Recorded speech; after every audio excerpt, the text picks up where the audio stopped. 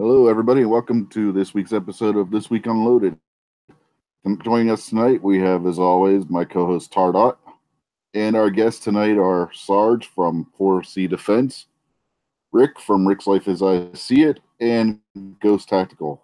How are you, gentlemen, tonight? What's going on, Rich? Thanks for having me. You guys doing all right tonight? Yeah, thanks for inviting me.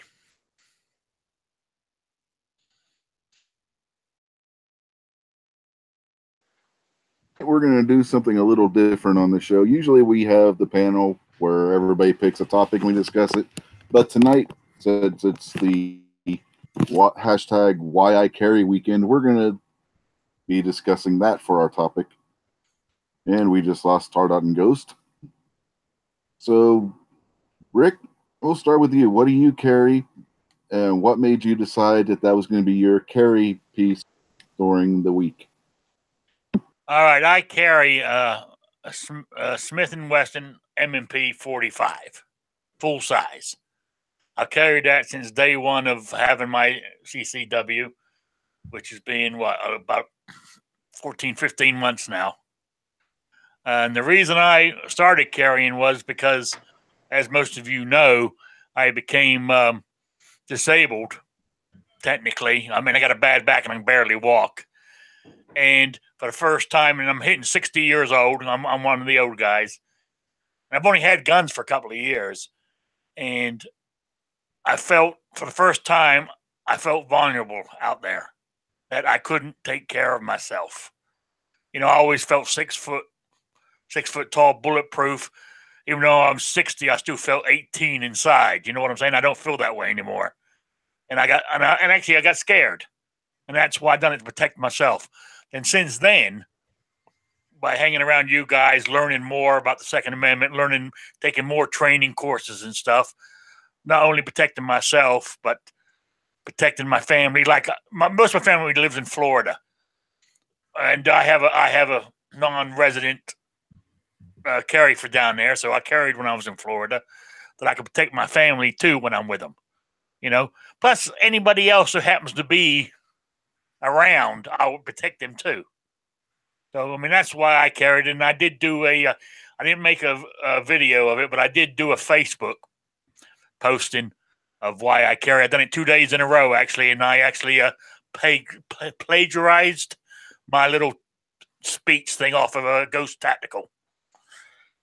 So I just tidied it up a little bit and changed the word around here and there, but basically I stole it off of him. So that's it. What made you decide on 45 ACP? Steal away. What was that? What made you decide on your caliber choice? What, 45?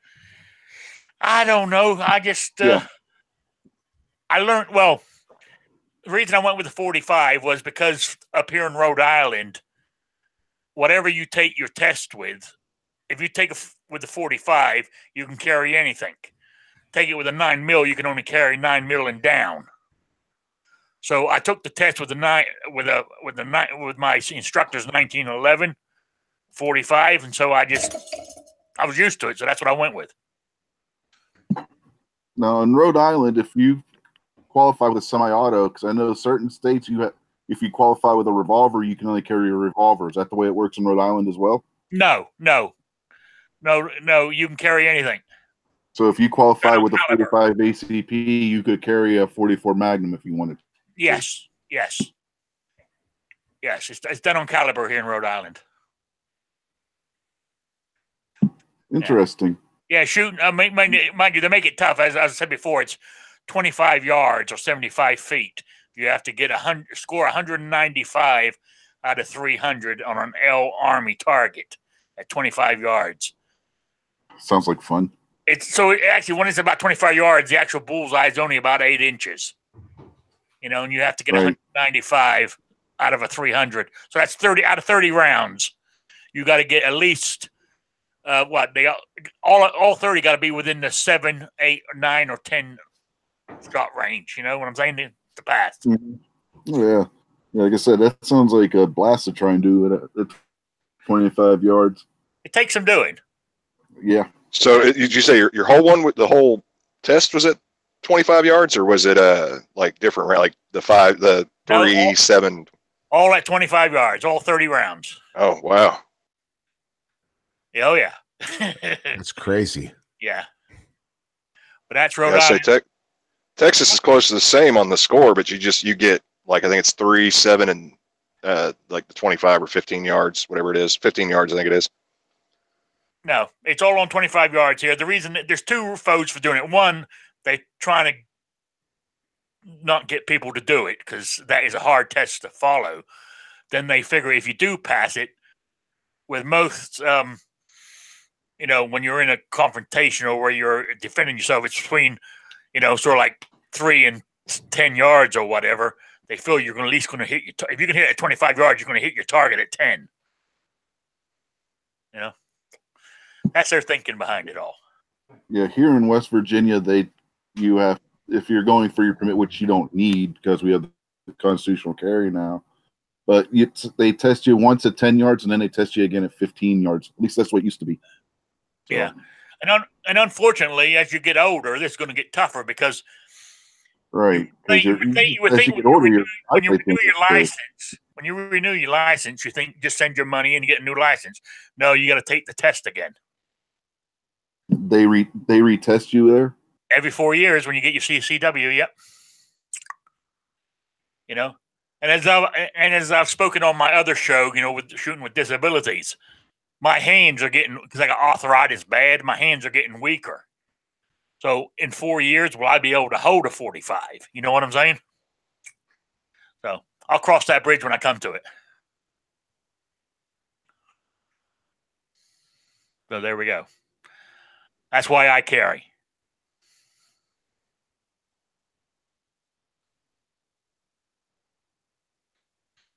Did we lose him? We may have lost him. Yeah. So, Sarge, I guess let's move on to you.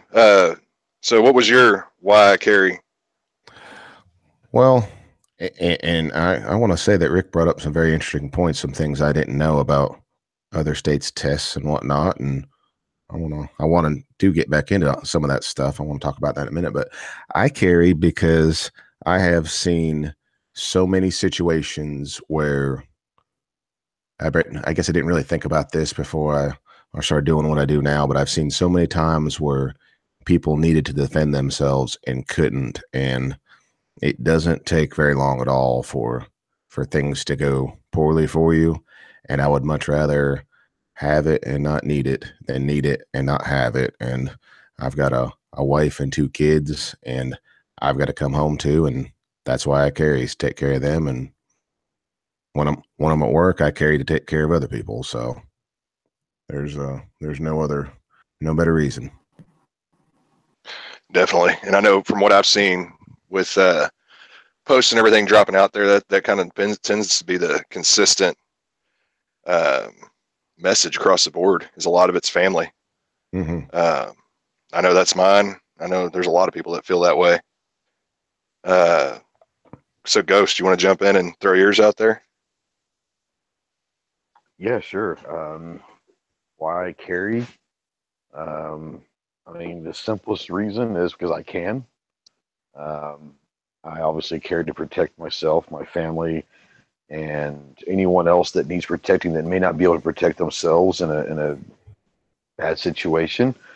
But honestly, I carry because I can, and I think it's our responsibility to. I think it's the responsibility of everyone who is pro-gun that has the ability to set a good example for the community. Show everyone that we are law-abiding citizens who are just normal people living their lives, and set an example out there. And I also think that it's a way, and it sounds crazy, but it is a way to start conversations up. And so, you know, most of the people out here know me that I carry, and they will stop me in Walmart. Hey, what are you carrying today? I'll tell them what I'm carrying that day, and it just starts a conversation. And there's a lot of people that may not want to talk about guns because they think they're the only ones, and then they find out that there's someone out there who carries every day, and they're like, oh man, I'm glad I'm not the only one. So that happens to me quite a bit. Is I get some people in my hometown and be like, hey, that's awesome. And they'll call me, hey, what gun? I want to start carrying too. What's a good gun? And we'll have that conversation. So, I mean, I think it's a responsibility for all of us if we are able to. I think it is most definitely the responsibility to carry, because we can. It's our right to carry and protect ourselves, our family, anybody else who can't protect themselves. But the simplest reason is because I can. Yeah.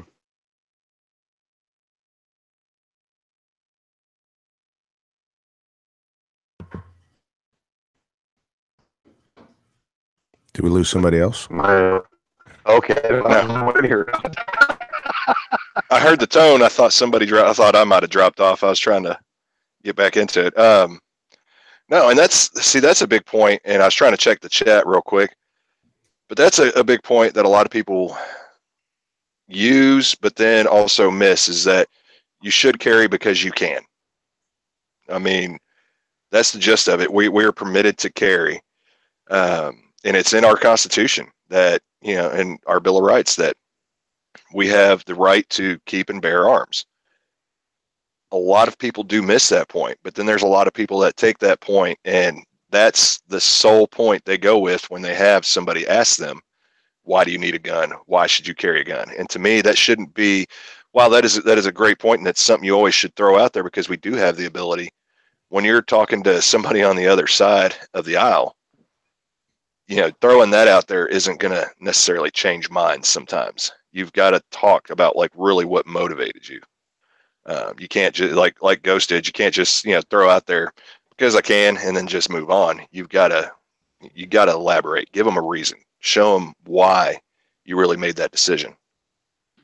Gunpowder, you want to go next? Well, I carry a Smith & Wesson 1911 and 45 caliber, for the simple fact that I am a girl that's 5'7", and there's dudes out there bigger than me, stronger than me, and heavier than me. And if someone is going to attack me, I want to make sure that the playing field is a little more leveled. And also, I carry because I want to protect my kids. Unfortunately, we live in a world that has people that steal kids for sex trafficking and people who just kidnap kids just because. And I didn't want to have that situation in my life, and I wanted to be able to protect my kids, myself, and my family at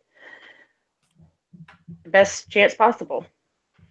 Don't let her mislead y'all too. She can definitely whoop up on some people. Doesn't matter what size she is. She can whoop up on people. I haven't whooped up on you yet.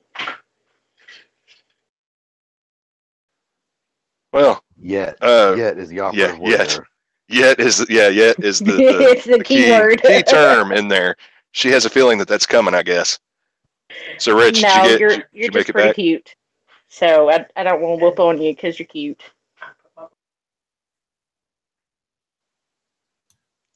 Rich, you back on yet?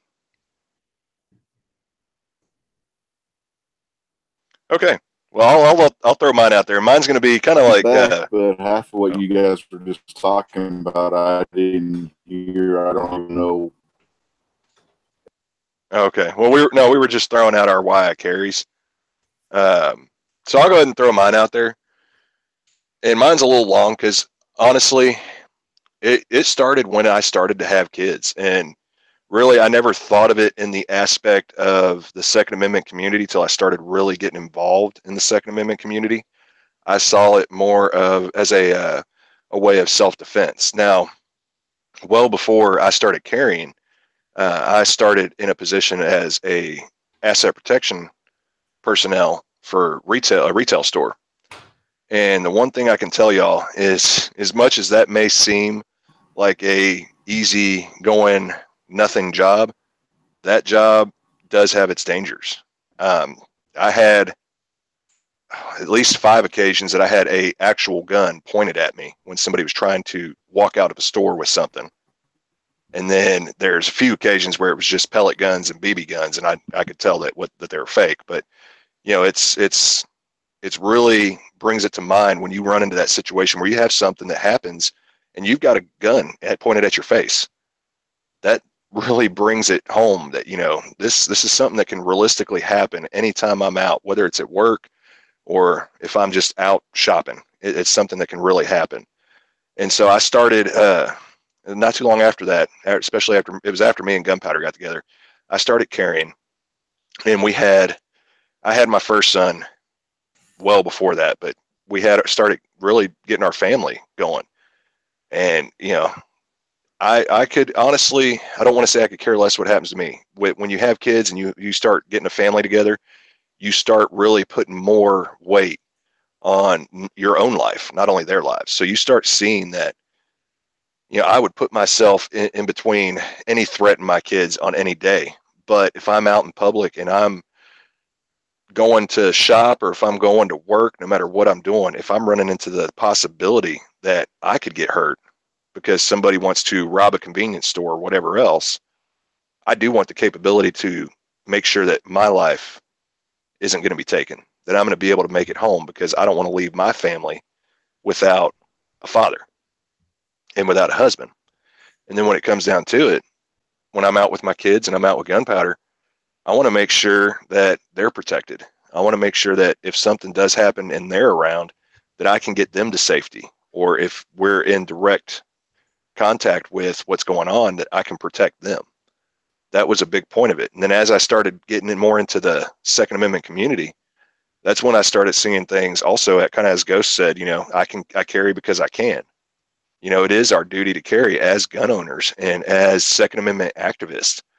It is our duty to give that example and show that example of a good gun owner, and a good, you know, carrier, concealed carrier, open carrier, however you do it. It makes it more of a talking point, like he said, because I've started doing open carry pretty much on a daily basis when I'm running to the store and everything. And I've had one conversation really come up so far, and it was really with another pro gun person. But you start seeing and you start noticing that people notice that you have a gun. They see that you have a gun. I've heard comments previously when I've open carried about, does he have a gun? And, you know, you'll kind of hear those comments. And so giving that example to where those people that do notice it, they see it, and they see that you're not some crazy person running around screaming, shall not be infringed. You're not running around trying to shoot up places or anything else. They see you're just out and about. You're a normal person. You're going shopping. You're going to get gas. You're picking stuff up at the store, whatever else. They see that it kind of makes it a normal day-to-day thing. And honestly, here in Texas, it is more of a normal day-to-day thing than it is in some states. But it normalizes it, which is really what we need before any activism, before standing on any line and shouting, shall not be infringed. We need to have that normalization of gun ownership and carrying a firearm with you on a day-to-day basis. Yeah. Can I address a comment out in the chat real quick? Yeah, go for it. Al W out there, and he makes a good point. He said he carries not because of the constitutional issues, because it's to protecting lives. And I think he might be misconstruing what I was saying, and probably what you're saying also is about, I carry because I can. I'm not saying I carry because I can because of the Second Amendment. I'm saying I carry because I can. And it has nothing to do with I'm pro Second Amendment. That's why I'm carrying. It's the fact that we're allowed to carry. And I'm a gun person, and I've been very vocal in the last, for a long time about making it a part of your lifestyle. And I'm not saying I care because I can because the Second Amendment allows me to. I care because I can, because I'm a gun person. I'm allowed to carry a gun. It is a part of my lifestyle. It's as much as part of my lifestyle as picking up my wallet, putting it in my back pocket every morning, picking up my cell phone, putting it in my front pocket every morning. My gun goes on my hip before I grab my wallet or my cell phone. And it's not because I can because of the Second Amendment. It's because I can in general. It is about protecting, but it's about my lifestyle also. I make the guns part of my lifestyle. And I don't flaunt it. I don't go out there and tell everybody this, that, and the other. But if they ask, I'm sure as hell going to answer questions. I'm going to talk about it if someone asks me. But, just saying because it's the Second Amendment isn't exactly what I was getting at. I don't think that's what Tardot was getting at. I'm saying I carry because I can, because we're afforded the ability to carry, and guns are a part of my everyday life. Well, yeah, and that's kind of what I was getting at too a little bit. I mean, I do say it is a Second Amendment thing too, because the Second Amendment does give you well, it doesn't give you. It outlines that ability is there. Thing, but that's not the reason why we can. Oh yeah. You know? If you're able to carry, you should by all means carry. You should practice carrying, and you should make it an everyday thing.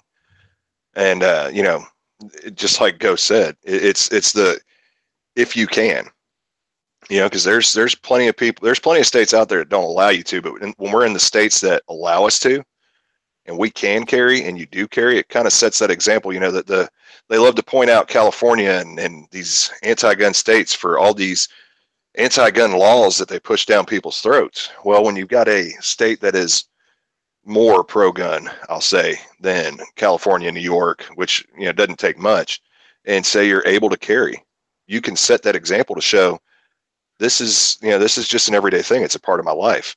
And that was a big reason I know for a lot of people, and especially for me, I was really hoping they would get national reciprocity into effect. Is yes, that does give me the ability to carry in any state when you're licensed correctly. It gives you the ability to carry in any state you go to, but it also, and protect yourself in any state, but it also gives you that ability that if you're in, say, California, where the citizens of that state can't carry, and you're carrying in their state, they're going to start seeing it and kind of going, well, hey, why do we not have licensing? Why is it so difficult for me to get a license? Because y'all have to have a reason for it.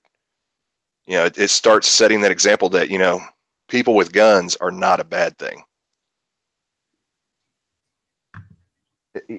That's exactly the right message, because, you know, we saw, and I don't even want to get into, if you guys don't want to get into what happened today, but the message needs to be, and we are not the redneck hillbilly gun-toting fools that the left wants to kind of paint the picture that all gun people are.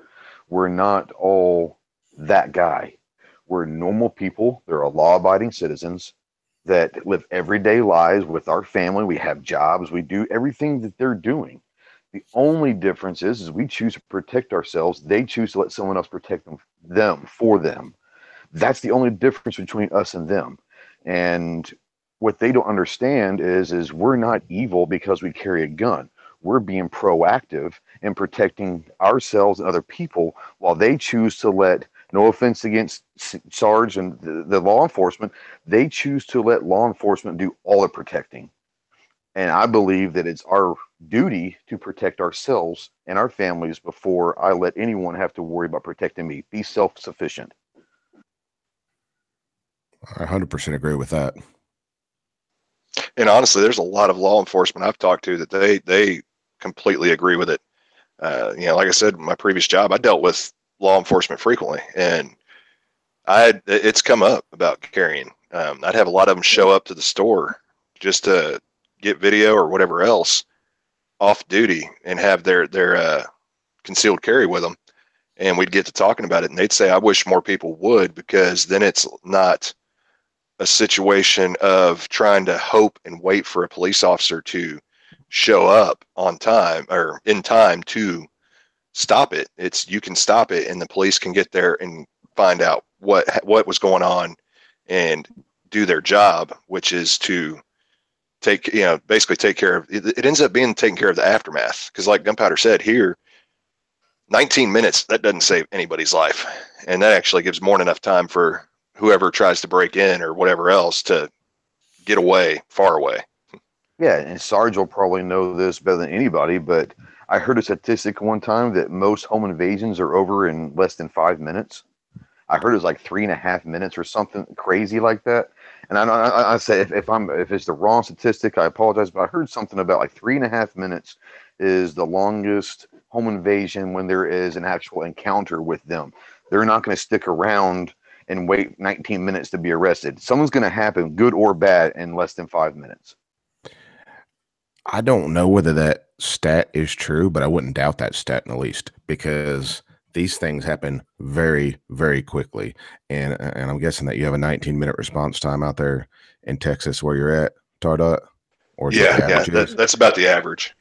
And that's not uncommon in rural areas at all, because this stuff happens quick and happens violent, and they're not going to stick around. They're going to be gone. And if the responding officer happens to be coming the same way and you were able to get in a description, they might be able to stop them. But other than that, and that's why the concealed carry, that's why most law enforcement is for concealed carry, because there's an old saying, when seconds count, the police are minutes away. So you've got to take care of yourself until we can get there and like you said, figure out what happened and hopefully bring these people to justice. But you've got to take care of yourself, because we don't need any more victims out there than we already have. That's why I taught a class today. I had some former military in there. I had some guys that work for a large contractor that is right at the edge of a very bad neighborhood, and they found all kinds of things going on, and they understand that they have to take care of themselves until someone else can get there. So those are some very good reasons. And like I said, that home invasion stat sounds 100% correct. I can't verify it, but yeah, and I can't verify it either. But I remember seeing something not too recently, and the exact number of 3.5 minutes. But I did read that the average once an encounter has taken place with a home invasion, it's less than 5 minutes before whatever is happening, because they're not going to stick around. They're going to try to do whatever they can get out of the house. I agree with that. They're going to be in, out, and gone.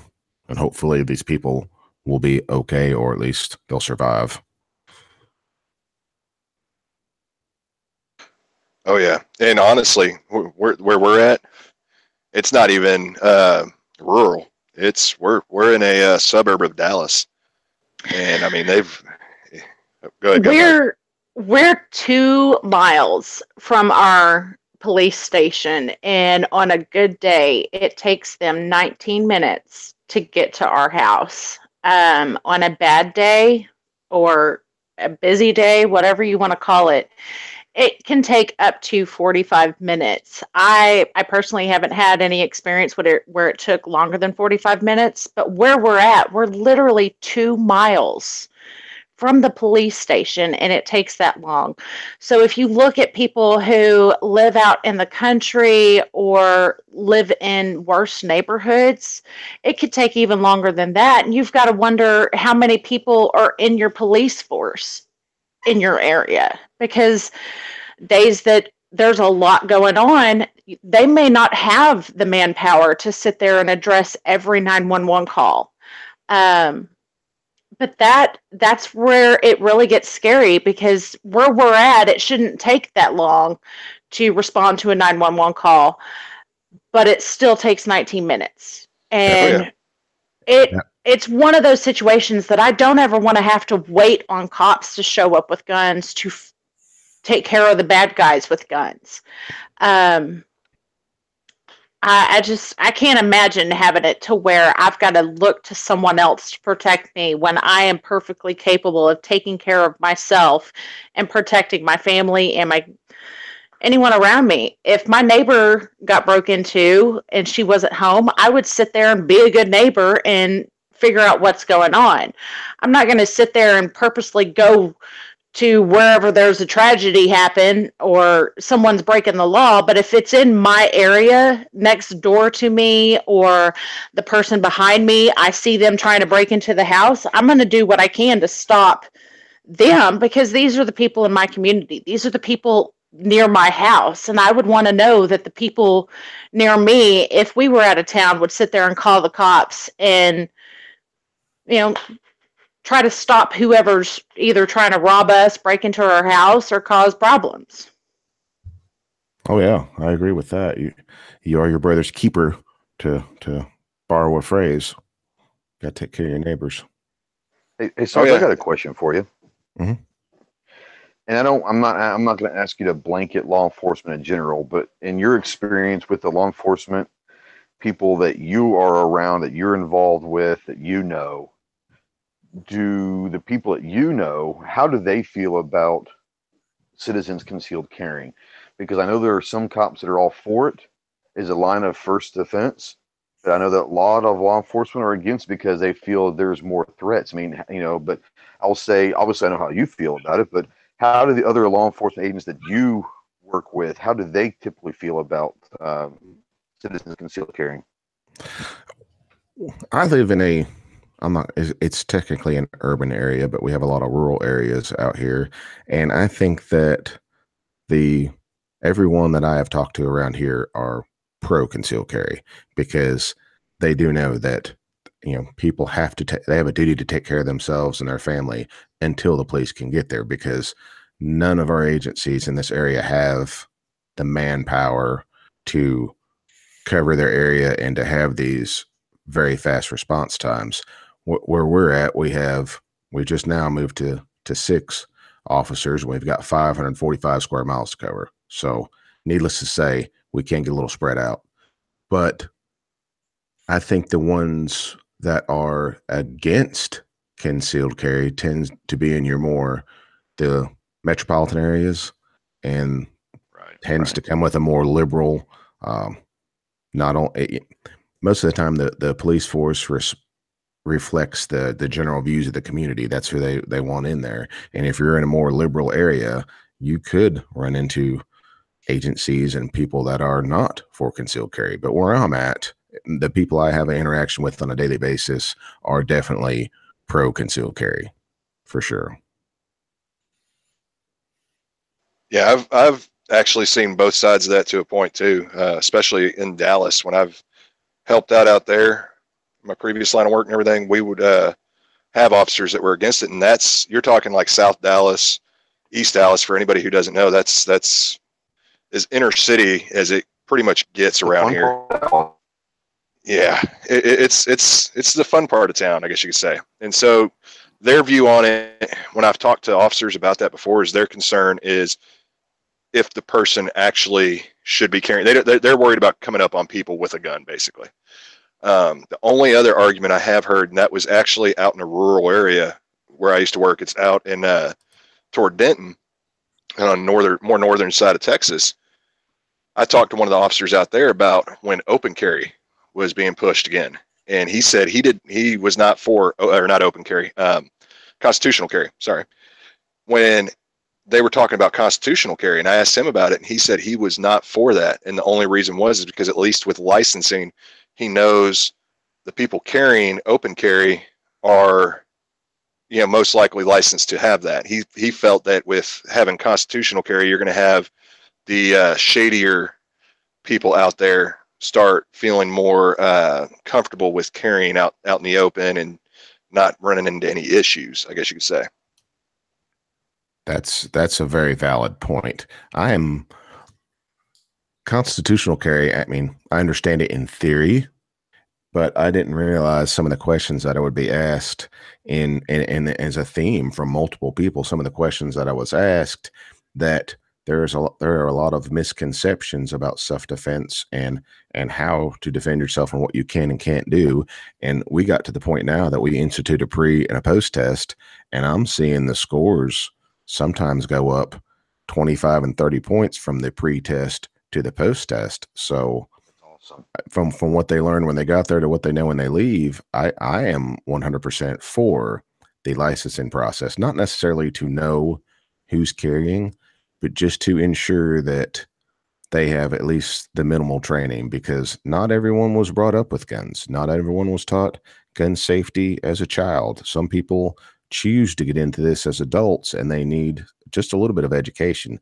The only thing I wish they would lower the fees just a little bit so more people would go for it, but that's not really for me to decide. But honestly, I am for the licensing process. Oh yeah, and I have nothing against the licensing process. The big issue I had in Texas was that, I mean, to me, it is a taxation on your rights, but at the same time, in Texas back then, they had it to where you were spending $100 and something just for your license, and so you ended up, blowing easily $200 plus for your whole everything, and so that was a big issue. But they lowered it now. The only thing I could see, if I kind of would like constitutional carry, but I see the point on the training aspect, and I think a big part of that would be, even offering classes in college or high school of giving a constitutional, pretty much law class. You don't have to necessarily make it solely about guns. Make it constitutional laws. What laws do we have in this state or in the country? Things like that, to where we can educate people before they actually get out in society, and that could help with a lot of issues that come into play when it comes to carrying a firearm. How much has the fee lowered to now? If it was like $100, I think it was about $100 before. Now there was a little over 100. Now it's 40. So they've gotten to one of the lowest. That's fair. No, before it was $150 just to get your license and stuff, and then you had the $10 fingerprint, and I think it was like a $10 background fee. So that was like $170. It was a little ridiculous. How long does it last for? How long was your permit good for? 3 years. It was, yeah. Okay. See, ours is $90 here, and it's good for 5. So. Yeah, I believe they bumped it to 5 when they did the 40 too. And so now it's just every 5 years, and the renewal fee is pretty much the same $40, because originally the renewal fee was like 70 or 80. Mm-hmm. Yeah, our renewal fee is 75, so it's a little bit less. And are you required to go back to any type of legal update or a class when you renew? What was that again? Are you required to go back to any type of legal update or a class when you renew it, or you just pay the fee? I'd have to go look, but the last I remember, you didn't have to actually go back. I don't think they changed anything on that. You didn't have to go back for your shooter's test or anything like that unless you let it run expired. Yeah, see, we in North Carolina, you don't have to go back to a class. If you keep it valid, it will stay valid from that point forward. Then it's up to the person to keep up on the new laws. But I think it wouldn't be a bad thing if they just sat in. They don't need to sit down on the whole class, but if they sat in on the legal block every time they renewed for a reduced fee, probably wouldn't be a bad idea, just to make sure that they're up to date. But I do like the fact that Texas has lowered the fee significantly. I think that would probably encourage more people to go get their permit. Yeah, and the way we've saw it or seen it here is that they had the $140 fee, $150 fee, and they lowered it to 40, and it was about the same time, because every year they're always pushing for constitutional carry. And the way we've kind of estimated it being is they're trying to, each year they're throwing something like that out there, trying to kind of avoid the constitutional carry subject and putting that on the books. So they're heading the right direction with definitely the fees and things like that. Yeah, I mean, it's just like a driver's license. You just need to ensure that the person can, drive safely and legally. I mean, is it an infringement? I mean, I guess it is to a degree, but after I've seen both sides of it, and I didn't quite understand until I started teaching. And I'm, like I said, this isn't about money. I teach as a hobby, and I definitely see a difference from the time people come into class to the time they leave, and I feel better about what they know when they walk out of there. So I'm definitely for it. Yeah. So we have pretty high prices here in Arkansas. It's like $140 for your 5-year permit, and renewal is like 70 or $75. That's a little bit much up front, but it's a lot, and which is interesting because Arkansas for the longest time was constitutional carry till about 30 some odd years ago. It was right after Clinton was the governor here, and they went to a shall issue and all of that. And every year since they've gone into legislation session, they always bring up constitutional carry, and it always gets voted down, which is interesting. But then they added the enhanced this past year, which is now you can carry government buildings and churches and bars and colleges, and basically the only 2 places you can't carry are in a courthouse or a public high school. But that fee is $15, and it's good for life. So I think maybe so I think, now we have to renew our CCW, but the enhanced part of it is $15 for life. And I'm hoping that was a first step in the right direction of lowering. I don't think that we'll ever get constitutional carry back here, but I do hope that maybe like Texas, at least lower it to $50 for 5 years, something like $10 a year or something like that, to where at least it's a manageable fee.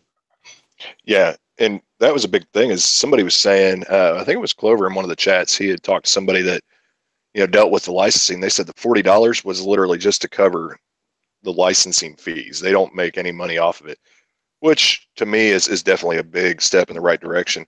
And I'm kind of hoping Texas takes the same step Arkansas did with some form of that enhanced carry, whether it's an addition onto your license or it's a they just kind of open up the laws a little bit, because here you can't carry in a bar. There's a lot of restrictions on where you can and can't carry. And when it comes to the bars, like, this was something I know a lot of people put out there, and I even thought, Texas, you can't carry when you drink, but you can't carry in a bar. But when that shooting happened at the Orlando nightclub, a lot of people were bringing up having like a designated carrier, and that was something that if Good idea, actually. Having somebody that's designated there, that their purpose is just they sit there and they can drink Coke and water and whatever else, juice, and just hang out. Driving and protecting. I mean, that's not a bad idea. Yeah, exactly. No, that's not a bad idea at all. Okay, can you guys hear me now? Am I back on the air? Yeah, Yes, We can hear you. Yay! Let's hope it stays this way. Now, I want to get back to Ghost because I got kicked off right by the time you all started talking to him. Did we go over what he carries and why he made that decision for that particular firearm? I actually didn't get into my firearm, but I will. I carry 99% of the time. I carry a 9mm M&P shield. If I'm not carrying my shield, I'll carry a Glock 19. I choose to carry the M&P shield just because it's a very comfortable gun for me.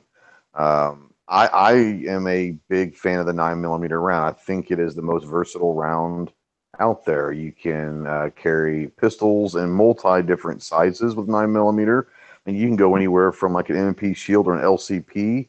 LCP is 380, but you can go from a 9mm shield all the way up to a Beretta 92. You're talking full size, but you can also use pistol caliber carbines. So I think it's a very versatile round. I'm a big fan of the 9mm round. I think everyone knows that about me. So, but I carry the shield this time. If not, it's a Glock 19 for the most part. I definitely like the M&P shield. Those are some pretty awesome guns. Yeah, I like it. For me, it fits my hand perfectly.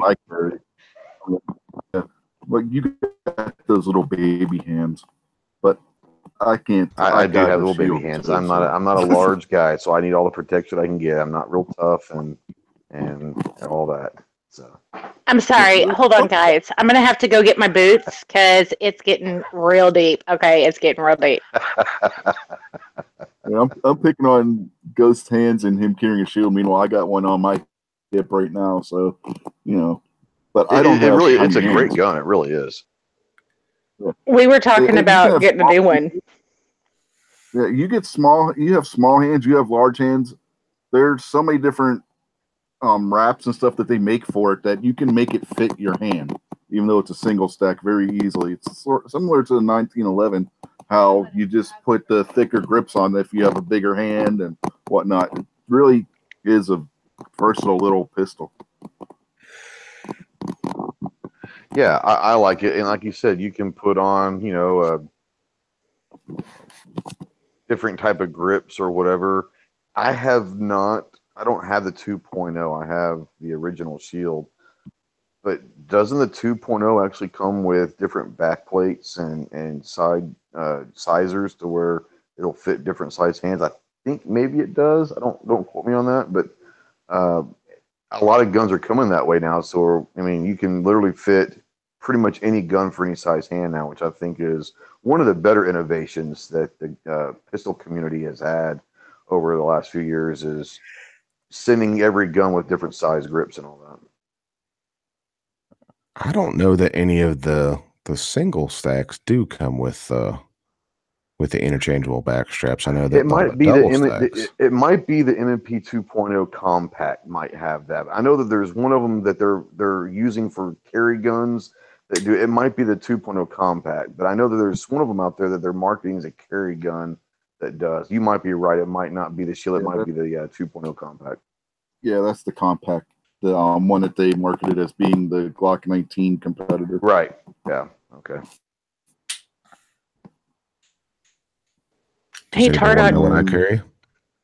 Ooh, what do you carry? Yeah, I was about to say, what did we get the Sarge? Because like I said, I haven't half of what you guys have been talking about. I haven't even heard. So, yeah, I'm playing catch up. I kind of missed the what we carry part after you dropped off.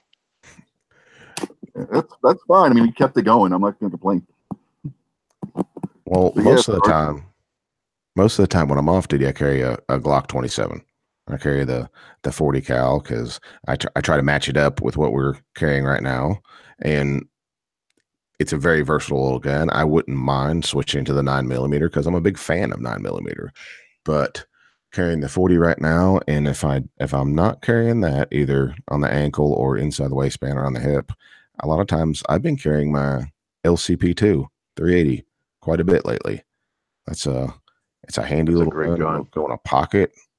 I mean, I can wear that I got an inside the waistband holster that just clips on. I can wear that with jeans, gym shorts, gym pants. I mean, that's a go everywhere gun. That one's fantastic. So that's the two. And I think everyone should have a little 380 pocket gun, whether it's, I mean, there's so many different ones out there, but I think that if you're going to carry, having that backup gun, if you want to call it that, maybe your primary, but I think a pocket 380 is, an essential part of anyone's loadout because it is versatile, Yeah.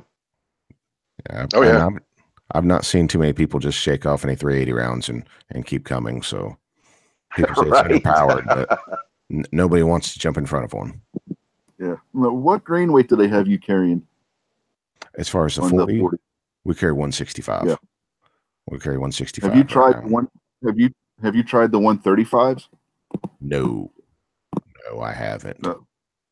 That's what I'm carrying. I have the really I have a grain Powerball ammo that I've been using.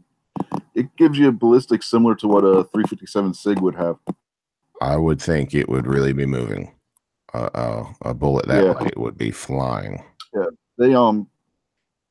they marketed on the box as being 1325 out of a 4-inch barrel. At my shield, it's actually faster than that. That is a very conservative number. Yeah, that's very 1325. Yeah, per second. That's moving. Yeah, that's moving. It's moving, and it's generating 500 and some foot-pounds of pressure at the muzzle. I don't remember the exact number. I don't have one of the boxes in front of me. That'll do it. But like I said, it actually moves faster out of my shield. I haven't done the numbers crunching, but it's going to be producing a lot more than just the 500 foot-pounds out of the shield at the muzzle. So, and that's with the 3.1-inch barrel because I had to send a 3.7 in that I had ordered for maintenance. I'm interested to see what that does when I get it back. I do have another 9mm that I want to start putting into the mix as soon as my holster gets here. I acquired a CZ-P10C, and nice. Those are great. It really shoots good. I'm very happy with it, and I'm just waiting on my holster to get here. And I've got another 9mm self-defense gun. If you guys want to see it, I picked up a new toy the other day. Ooh, of course, I want to see a new gun. There we go. Hold on one second. Let me switch over to this view right here. All right. There we go. You see this?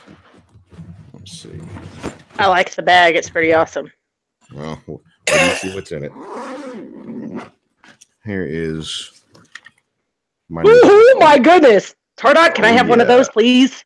That is the CZ Scorpion. That's the Scorpion. Yep. 9mm.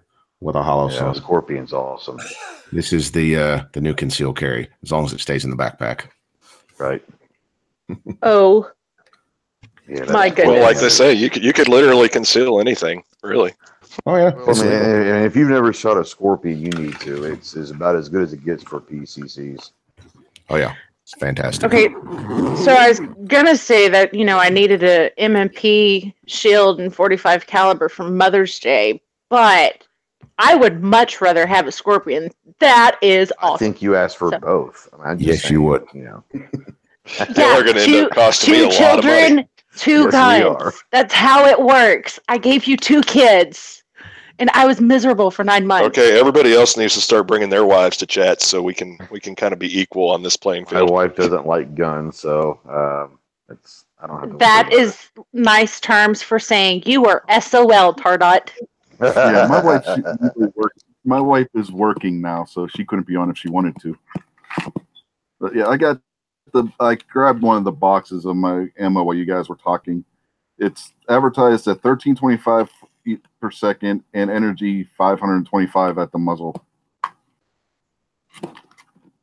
And I'm gonna turn the camera on real quick, show you what one of these looks like. Can you all see that? Yeah. You see how it's got that little nice ball in there? Oh, yeah. It's made to where it'll simulate a round ball for some handguns can be finicky when it comes to hollow points. Like a polymer instead of the plug, like what Hornady does, so that it acts as a round nose when it's feeding.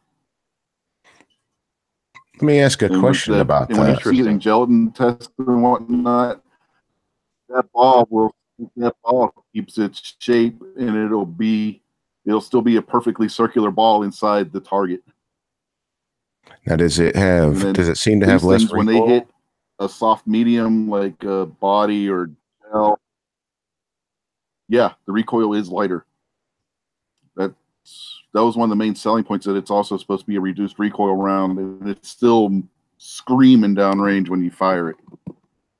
So that's what I'm using right now. That's very interesting. Paid $15 a box for them for 20. Not bad. All right, and what brand is it? There's someone in the chat asking. That's the Glazer Powerball. They have them in 9 There you go. millimeter. I think they have them in 45. The 9 millimeters. This one's 135 grain. Wow.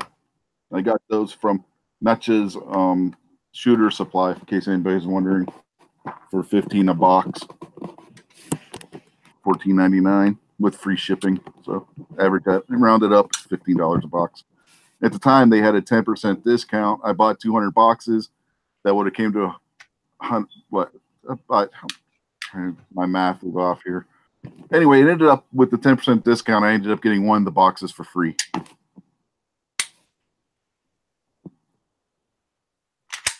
It's pretty good. Yeah, normally what I end up carrying is and I know I saw Snowy putting it out there. He's like, "Am I the only one carrying a revolver?"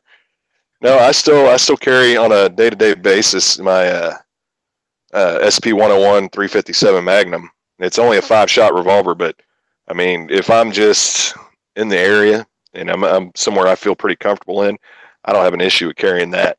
Now, if I'm heading to like the seedier parts of town, like I have before, I do have my SIG SP 2022 that I carry.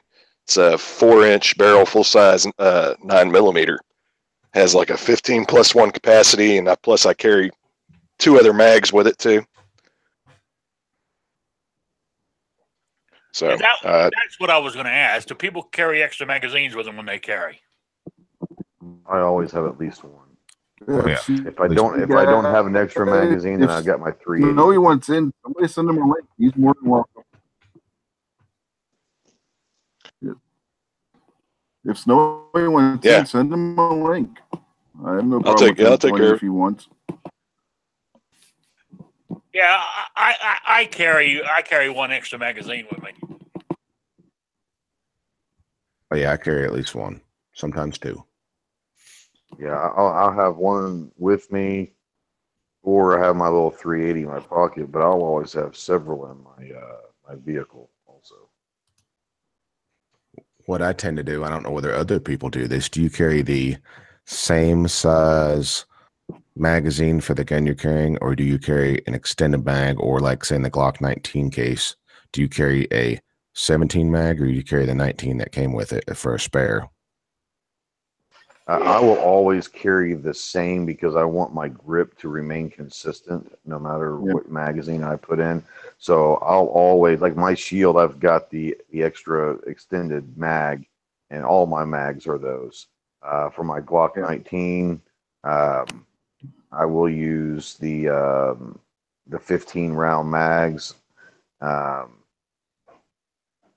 More for just because they're more easily and readily available than where I am. But yes, I will always use the same size mag because I always want the same feeling no matter what I have in it. It's going to be the same feeling and consistent at all times. See, I do the same thing. I carry the same mag, but mine's more for like OCD purposes. I just have to have this. Well, at least, they say the first step to recovery is admitting you have a problem, so it's all good. I do. I was going to say, I always carry two. Like if I'm carrying the SP 2022, I carry two mags. If I'm carrying the revolver, I carry two speed loaders. And I think that is kind of a OCD thing with I have to have even numbers. I cannot carry just one. I've got a really good concept for you, Tardot, since you carry a revolver.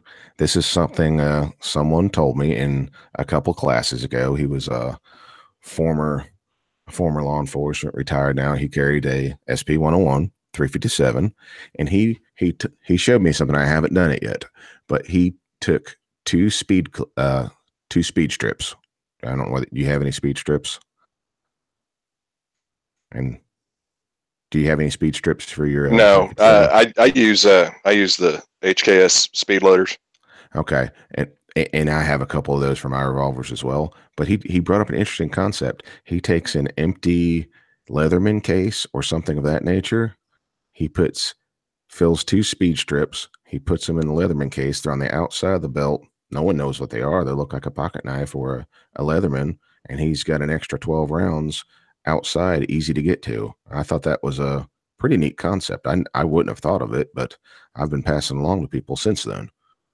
Yeah, I've seen that before. I think I saw that on one of Yankees' videos and some other people's videos talking about using speed strips, and it's a lot easier to conceal. I pretty much immediately went for speed loaders. I've thought about jumping over to speed strips. Now the thing with actually carrying them like on the belt, with Texas being open carry, it really, it doesn't matter if it looks like what it is or not, since we're allowed to open carry. And I just, out of habit, I don't know why, for some reason, I cannot bring myself to go and just buy some holders for it. I usually just have them in my pocket. I'll designate a pocket, and that's my pocket for my magazines or my reloads. I was just thinking about the comfort aspect. I don't know whether it'd be better or worse. I was thinking that's a pretty interesting way to carry them, just for the comfort of it. Yeah, and I may have to do a little video and switch over to those and just do a little practice and kind of give some people pointers on that part of it, see if that actually changes the comfort level of it. That's how I carry my extra speed strips, is in a Leatherman pouch. Okay. Must be a little more popular than I thought. I'm going to have to try it as well. What's up, Snowy? I just want to jump in and say I'm like Ghost. I have all the magazines for my shield already extended. I carry the 7-rounders, which is what the max for the 40 is. Unless you go with the Pro Mag 9-rounders, those things don't work for crap. Yeah, I'll say with this, I used to have a Springfield XD I would carry. It was a 40, and it was the Mod 2. And I would carry, I had 3 magazines for it. 2 of them were extended. And then I'd basically, my thought process behind it was I would use my extended. And if I actually went through both extended, it's pretty much it's going downhill quick. But I'd use my extended mags before I would use the original mag that came with it, the short one. Yeah, I tried the 6-round mag in this once, and believe me, that extra finger length on the extended mag on the shield, that makes a whole lot of difference when it comes to controllability of this pistol, especially in 40. I will say this for some people though, like if you like with the XD, and I think even Glock has them and everything, a lot of different guns have them. I bought a extension piece for my magazines. The little pinky extension, I think it was Pierce extension is what it is. And it actually worked out pretty well for me with the XD. It actually gave me the ability to get a better grip, because with me having such big hands, it's hard to grip a smaller gun.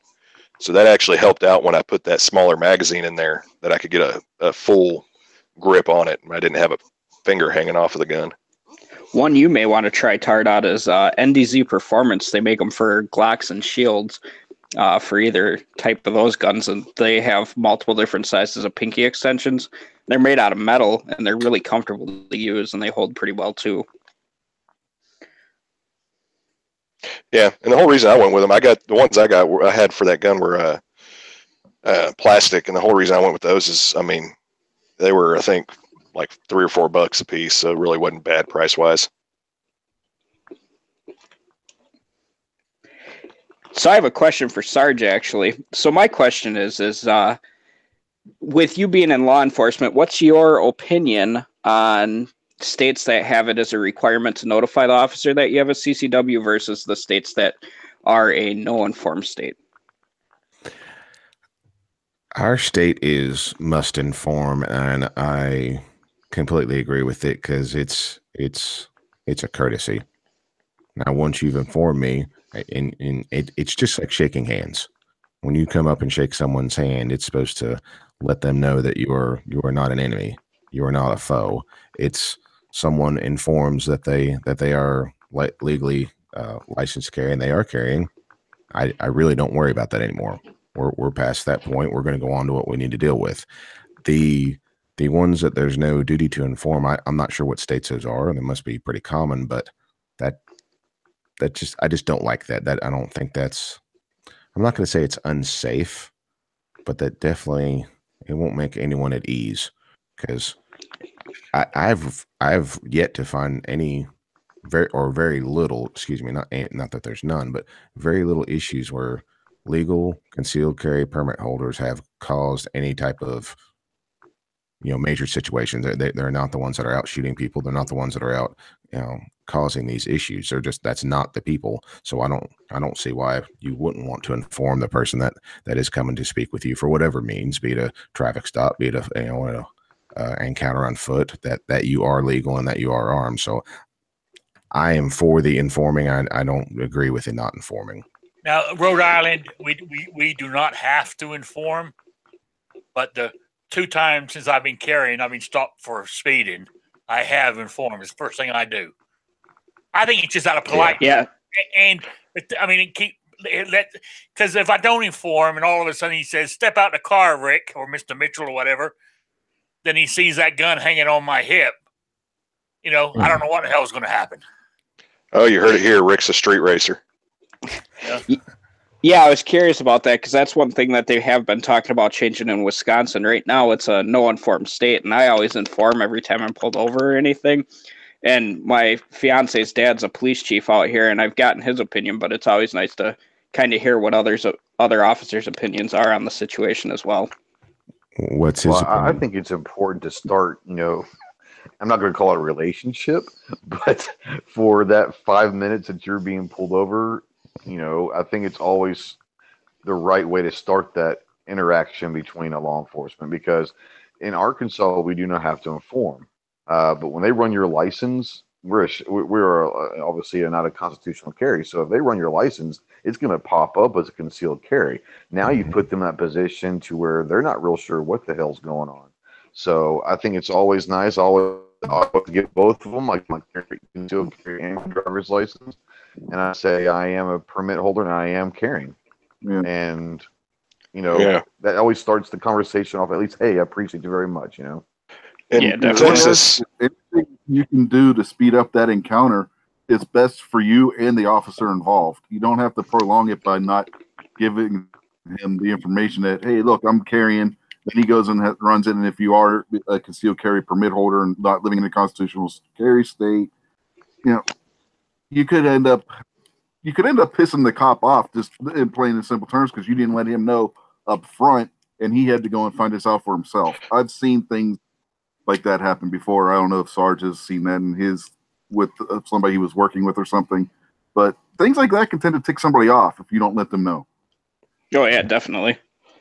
Well, I mean, it just shows that you're not hiding anything. So there's not really a lot to dig for if you're up front with everything. Everything goes so much smoother, and it's so much quicker. So I got a funny story. I got pulled over about a month or so ago, and going 45 and a 35, and I know the cop, but I live in a small town, so you kind of know everybody. But he pulled me over. He said, I pulled you over, and I said I was probably speeding a little bit. He goes, yeah, not too bad, just a little bit.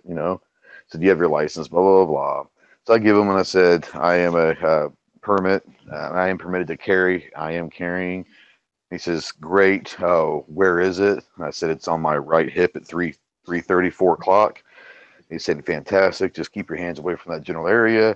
Are there any other weapons? Unfortunately, I was coming back from the range, and I had about 7 or 8 weapons in the car, all unloaded. But I had a bunch of them in the car. He's like, I said, well, I've got about 7 of them. He goes, holy cow, man, where are you coming from? And I said, I'm going from the range. He goes, well, that makes sense. But he was like, are they all unloaded? I said, yes, they're all unloaded. And he's, yeah, do you want to see them? He goes, no. He goes, actually, what do you have? So I started telling him, exactly. I haven't seen one of those. Let me see that. So I had like my Beretta CX4 Storm, and he goes, oh man, can I see it? And so at that point, it was past the point of all the stuff. Now he just wanted to see my gun. So it was pretty funny. He goes, oh man, can I see that? He was like, holy cow, you got 7 others? I said, well, I'm just coming from the range. He goes, oh, well, that makes sense. But you should have seen his eyes when I first said that. He's like, like. Yeah, it's funny. The officers in my local area, I've gotten to know them pretty good because we all kind of go to the same local gun shops, and we'll sit there and talk shop because I work as a security contractor as well. So it's always fun talking with them, and a lot of the time when they pull you over, it's just like, all right, you carrying? Yep, just keep your hands out of the way, and that's the easiest way to do it. That's why I've always informed, because I just want to make the situation as calm and easy as possible, Yeah, same here. Oh, yeah. It makes things a whole lot quicker. Because these encounters are about correction. It's not about anything else. The quicker we can correct this and be on our way, the easier we both are going to have it. Yeah, and I've only ever been pulled over once, and it was by one of the stateies here in Wisconsin, and you could tell he was kind of a younger cop. He just, you mind stepping out of the vehicle? Yeah, and then he takes the gun and unloads it and sets it on the roof, takes the ammunition back with him, and it was an interesting experience, but that's the only time that I've ever had something like that happen. Most of the time, it's just keep your hands away from that general area. No, that's interesting. I've never heard anyone say that their gun was actually confiscated during the traffic stop. Or at least mine wasn't confiscated. I've never heard that before. Yeah, I got everything back after he ran my license and everything, but he explained it was more just a safety precaution for him, and I completely understood. Like, I understand. I've never heard that before. I've never actually heard anyone say that actually happened, that they actually were asked to give up their gun. I've never heard that before, so that's interesting. Yeah, that was the only time that's happened to me, and that was right after I got my concealed carry permit, so about 5 years ago now. Now I think everyone's kind of conditioned to it, because right when I got my CCW is about when Wisconsin had just started issuing the permits, so. And like you said, he may have been new. Yeah, exactly. Well, I mean, like I said, if it makes that individual officer feel safer, I mean, I would not necessarily be for giving up my weapon under any circumstances. I would sit there and say, look, I'll unload it and I'll place it on the dashboard. But I mean, I would feel uncomfortable giving someone my gun, but I understand where that comes from, Right.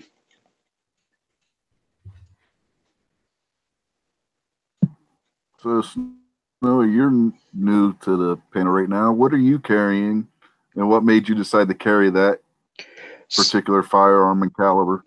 So I'm actually carrying a Smith & Wesson Model 642 Airweight, and it's in 38 Special. And for me, I've kind of experimented with a bunch of different guns. I've gone from the Shield, I've tried different Glocks, I've tried just a bunch of different stuff.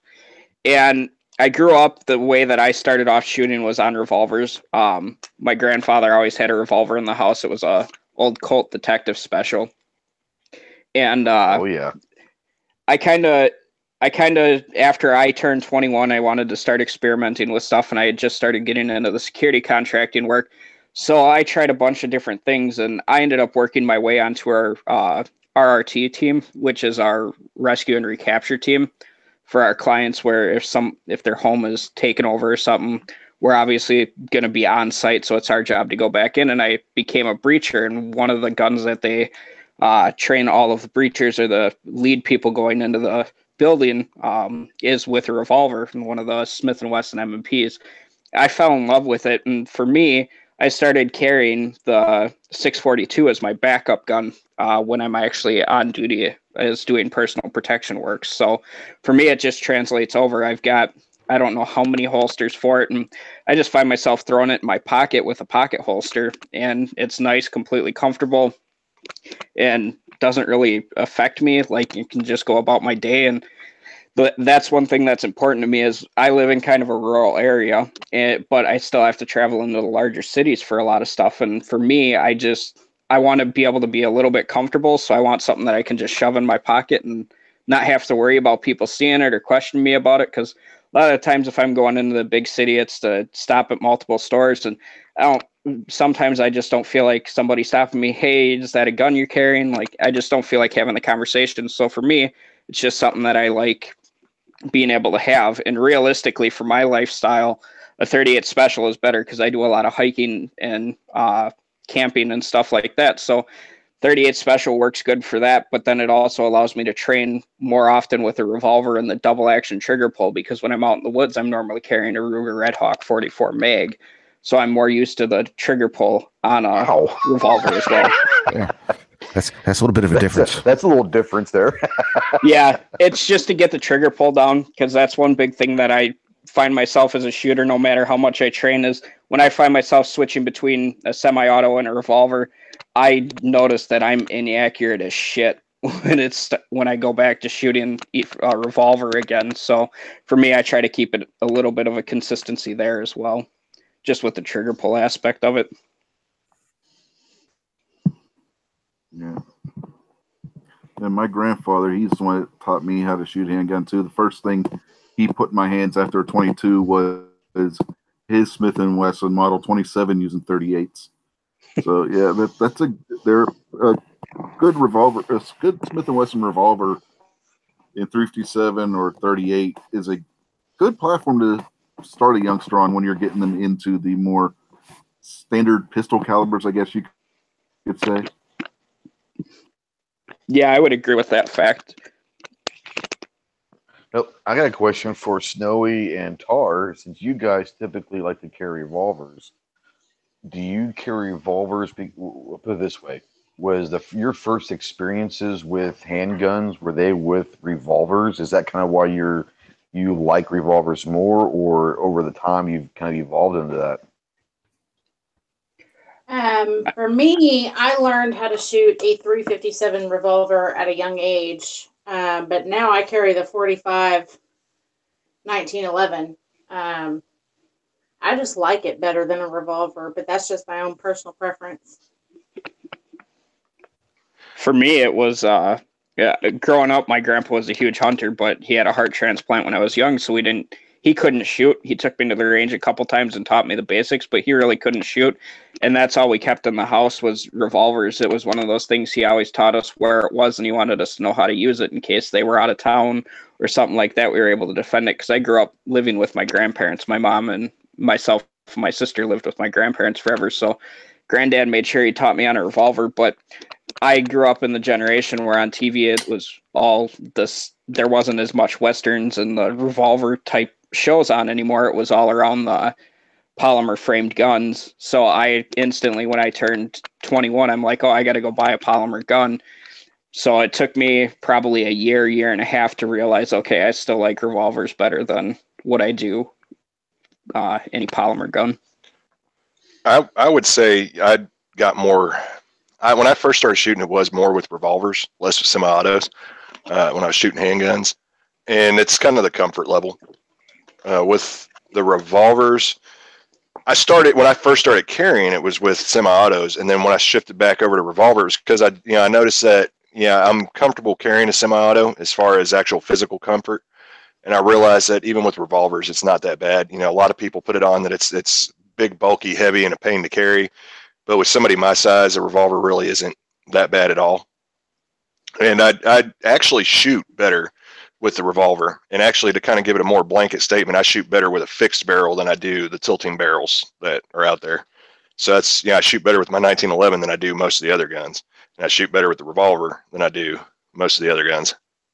Yeah, I just think it's interesting because I'm not a big revolver guy. Nothing against him, I'm just not a big revolver guy. But I think one of the big reasons is I didn't grow up with guns. You know, my first really experience with guns was in the Marines, and the first handgun I ever shot was the Beretta M9 or the 92, whatever you want to call it. And so I think that was my first induction into handguns. So I guess that's why I've always kind of been a semi-auto guy. Is that's kind of how I learned to shoot, was with a semi-auto. And I was wondering if that's kind of for me, but is that kind of universal for everyone? Is whatever kind of the handgun you learn to shoot, it's kind of maybe what you're more comfortable with, that platform. Maybe not caliber, but that platform. So I was just wondering how you guys felt about that. Well, in my case, I like revolvers and I like semi-autos. The first thing my grandfather put in my hand was like I said, was his Model 27. The second thing he put in my hand was a 1911, which might be why I like the HK USP as much, because even though it's a double stack, the controls are pure 1911 on that. The only thing that's different as far as the controls is it's not just a safety, it's also the decocker on the HK USP. And then the shield, that single stack grip on the shield is very 1911 like, minus the grip safety. So it just fits my hand like what a 1911 would. Right. Yeah. So I don't know. And so, to be brutally honest, I could end up shifting to semi-auto eventually, because like I've said before, I'm possibly going to be getting into IDPA here soon. And I'm probably not going to do the revolver division. I'm probably going to jump into, I forget what it is, but just your standard, your what is it? Service pistol. SSP is a standard service pistol division. Yeah. I'm going to probably jump into that and use one of the semi-autos I have for that. Yeah, I would say that. I say with the IDPA, my vision on it is to use it not only as competition, but also more as like a training format. I tell you, it's interesting is when I got into competitive shooting, I went IDPA for a specific reason. And it was because I actually used my Glock 19 in competition. I shoot in the CCP division. And I do that because I want to shoot competitive with a gun that I will carry. And because I try to get as much training with, if I'm going to train for my concealed carry, but I'm also going to do training for competitive, why not make it universal to where you're being more proficient with the handgun that you actually might be using in that real world? Because IDPA it's competitive, don't get me wrong, and it's fun stages, but the whole basis of it is the International Defensive Pistol Association. It's there to put you through defensive shooting type drills. And so, you know, like I said, there's people that do it all different things, but I choose the Glock 19 because I actually will carry that gun, you know? I think that's a very I guess I'd be screwed if I had to shoot competition with my duty gun, because I have a SIG P320 for my security contracting gun, and I can't. You know? That's the hammer fired version, right? No, the P320 is the striker fired. Sorry, that was a joke. Gotcha. Yeah, it's called a drop fire. Yeah, those. That's an interesting platform. You use the drop leg holster for the drop fire pistol.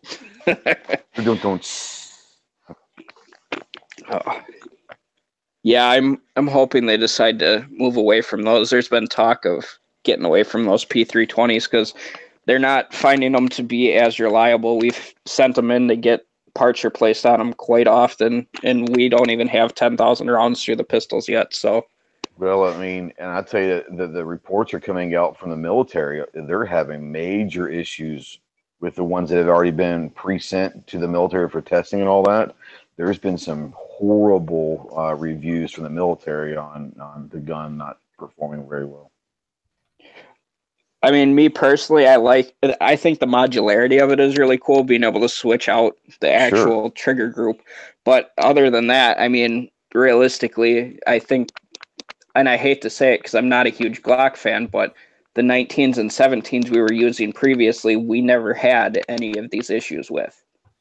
Well, and that's the whole thing about Glock, and there's a lot of people. I like Glock.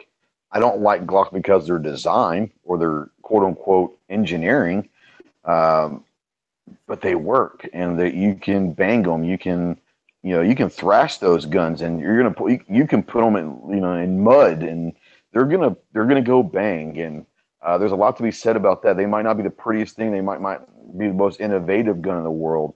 But if you're talking for a duty or military, you want the gun that you know is going to perform consistently. And whether they like it or not, Glock is the standard of performance, Yeah, see, and I like the M&P 2.0 compacts over the Glocks. They're great too. Yeah, great guns. I'm hoping that's what we do switch over to. I think if anybody wants a pretty gun, they can just put some Cerakote on it and call it a day. Well, yeah, and Glocks are unbelievably.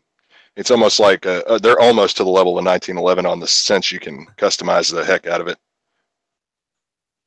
Yeah, that's very true. I mean, there's not many other polymer framed guns that you can even look at coming close to having the amount of different parts available and the different manufacturers that make it. And if you look at it, I mean, use holsters, one of the most basic accessories that anyone who carries a gun has to have. Odds are is you'll find 20 to 1 holsters for a Glock compared to pretty much any other polymer framed gun out there.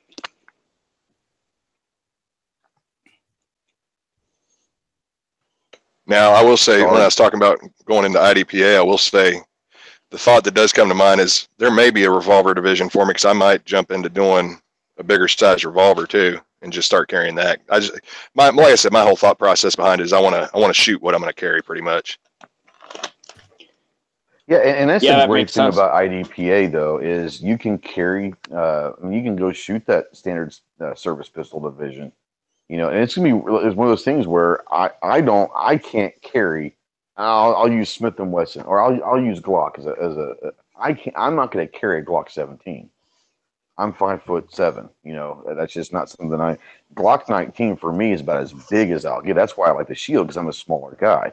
But if you're a bigger guy, you would probably have no problem carrying a Glock 17. So that would put you in that standard service pistol division. I've concealed carried the full size 1911. It's not the most comfortable in the world, but it happens. So I mean, there you go. Yeah, exactly. Yeah, I tell you what, a lot of people in IDPA shoot is a Glock 34. That's a very popular gun in IDPA, is a Glock 34. They built the Glock 34 to go in the same category as a 1911 because it has the same dimensions. Yeah. It goes in the same box. And that's why a lot of people in IDPA, because in IDPA, in that standard service pistol, the Glock 34 is the biggest gun that will fit in the box for that division. And just like in the CCP division, the Glock 19 is the largest dimension pistol that will fit in that division's box. So they're going to try to maximize the power and size for that division. So that's why the Glock 34 is very, very popular.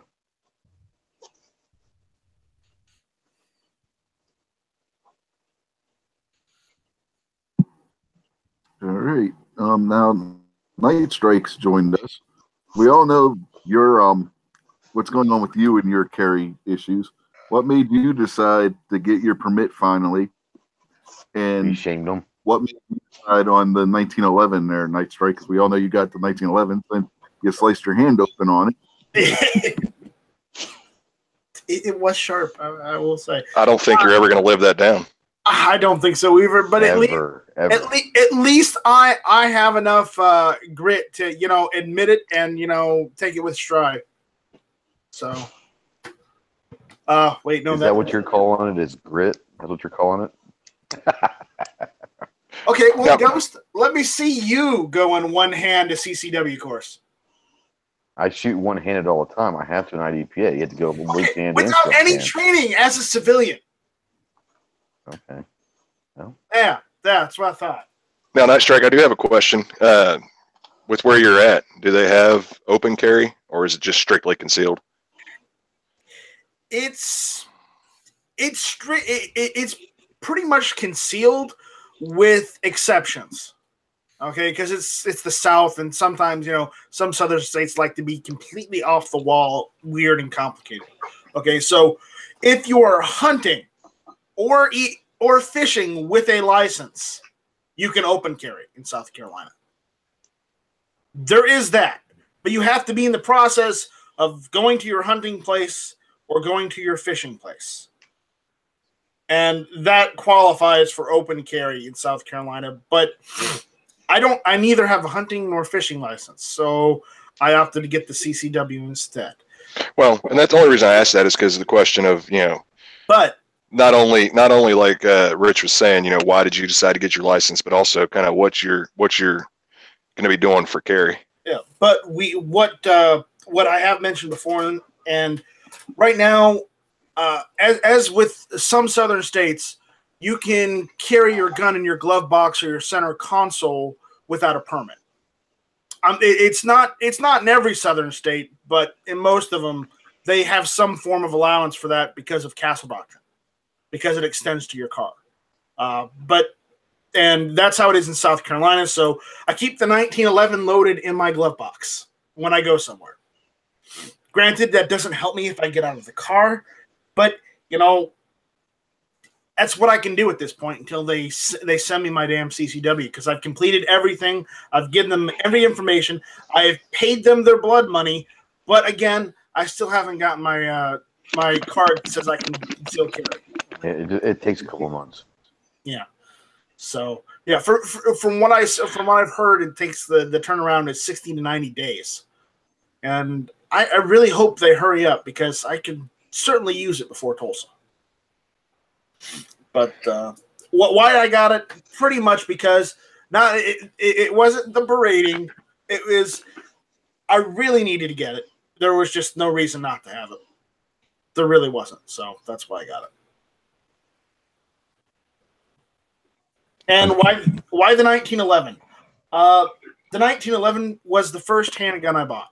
Okay, because I'm from Arizona. I've learned to use revolvers first before I learned how to use semi-autos. And I'll be honest, I got the 1911. It's still, even though it's a semi-auto, even though some say it's archaic and old and all that, and they can go to hell. But the point is, the 1911 still has more capacity than most revolvers. So that's why I got it. Well, and the only reason I was asking... It's America's handgun. Regardless of what anybody else says, the 1911 is America's handgun. I'm sorry, but it just is. Well, and the only reason I was asking that about the gun... Colt revolver would be the America's handgun. That was the way the West was won. That was America's handgun before the 20th century. Okay. I'm voting for the 1911. Yeah. The reason I was asking that, though, Night Strike, was because I was curious if you've tried, I don't know if you've gotten a holster yet or not, but if you've tried concealed carrying the 1911 yet, if you're actually able to do it. Because me, on my size, at 6'3" and over 200 pounds, it takes a little trick to get the 1911 concealed nicely. Remember, I'm about ghost height, but I'm also 100, 150 pounds overweight, so I think I can handle it. I've got a question about the 1911 in glove box. Okay. You said it's loaded in the glove box? Yeah. Is it in holster? No. Is a hammer back? Well, you have to have it cocked and locked. If it's loaded, yeah. Yeah. I'm just curious about that in the glove box without the trigger. With the 1911, remember, the hammer has to be back in order for you to put the safety on. So the hammer is always back. I'm just curious about the trigger being exposed and just kind of bouncing around the glove box. I have the safety on. I used to do the same thing in my center console and never really had a problem with it. Of course, there's really nothing else in the center console with it, and it fit snugly into that console because it was so big. Sarge, remember, we're talking about an A1 style 1911, so I have grip safety. Grip safety works. Remember that you cannot pull the trigger unless you press the grip safety and take the safety off. So it'll be fine. With I see where he was going with it, Night Strike, because there's some. I do, but he was especially when forgetting people the decide safety to try to measures the gun modify has their built in. 1911s. He was forgetting the safety measures the gun has built in, so it cannot fire while being jumbled around, because unless you're pressing, the grip safety and taking the safety off, the manual safety off. Here's that's a misconception. It depends on how old your 1911 is, because if you drop the 1911 on that hammer, it'll go off. It doesn't matter if you got the safety on or not.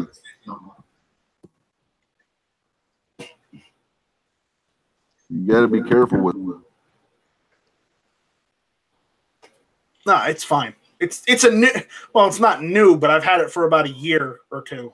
I think I've had it longer. 2014. It's like 3 years old. I got a question for you, Night Strike. What's up? Have you gotten a holster for it? I do have a holster. I have two holsters. I've got a leather holster that Nathan made for me, and then I've got that one that the Garage Guns got made for me. Okay, awesome. My question to you is since you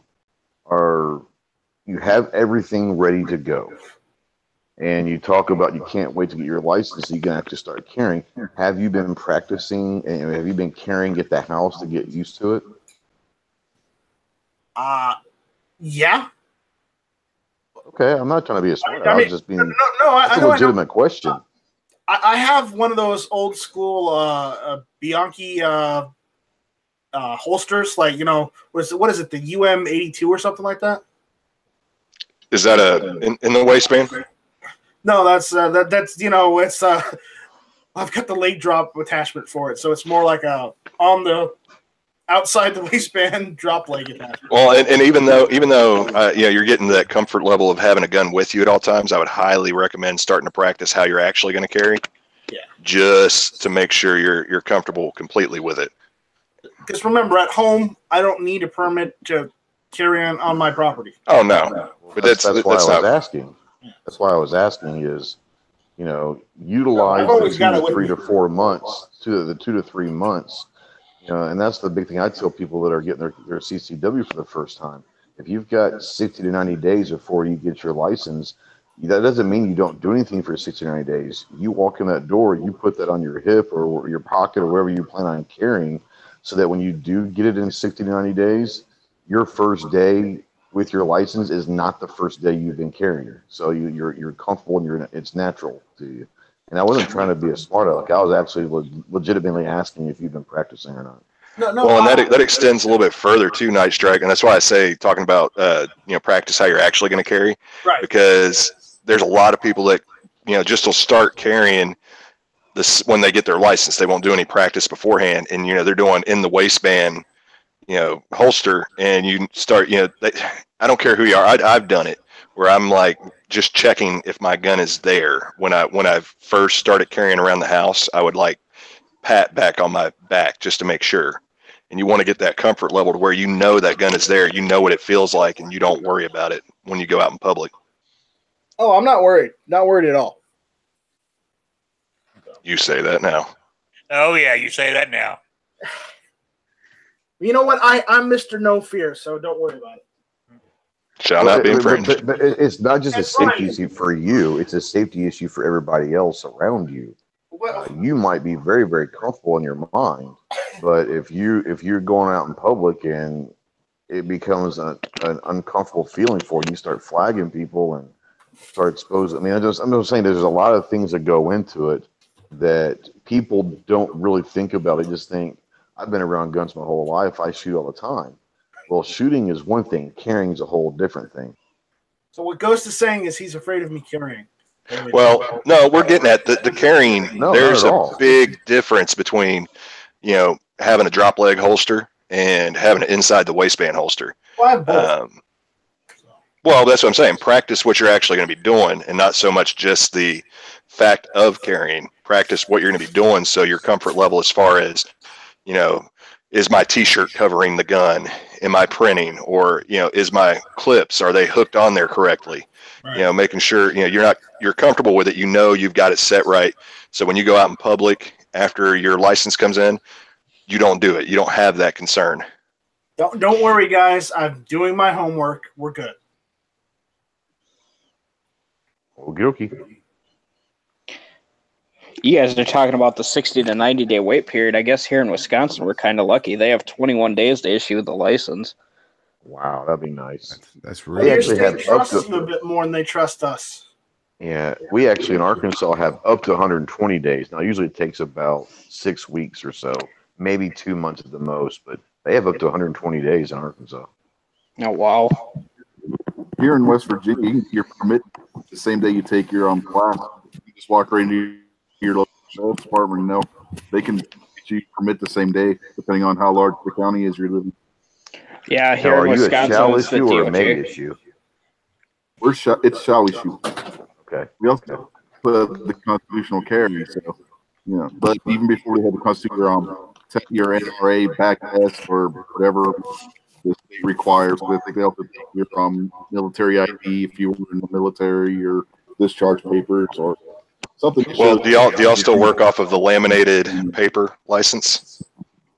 When you get the license here in West Virginia, it looks like a driver's license, kind of. It's a card like that. They right there in the sheriff's department. They do your fingerprinting, everything right there. They can print it out the same day, depending on how big the county you're in, and then how many license applications they have at a given period. Well, aren't y'all special? They are. Yeah, Wisconsin just went through and dropped their fees, too. It used to be a $55 fee to get your permit initially. They just dropped that down to $40, and it used to be a $40 reinstatement or a renewal fee every 5 years, but now it's only $22. Yeah, right now it's $75 to get your permit in West Virginia, but there's a bill in the legislature when they go back in session to lower that price down to $25. I think they need to make it a little bit more financially accessible for everyone of every walk of life, not just people who all of a sudden can spare the extra $100. Because I can tell you, I know a couple single moms that they can't afford $100 or anything like that. So every time the fees drop, they're excited because it's like, okay, this is a lot cheaper, and I know I can defend my kid now too.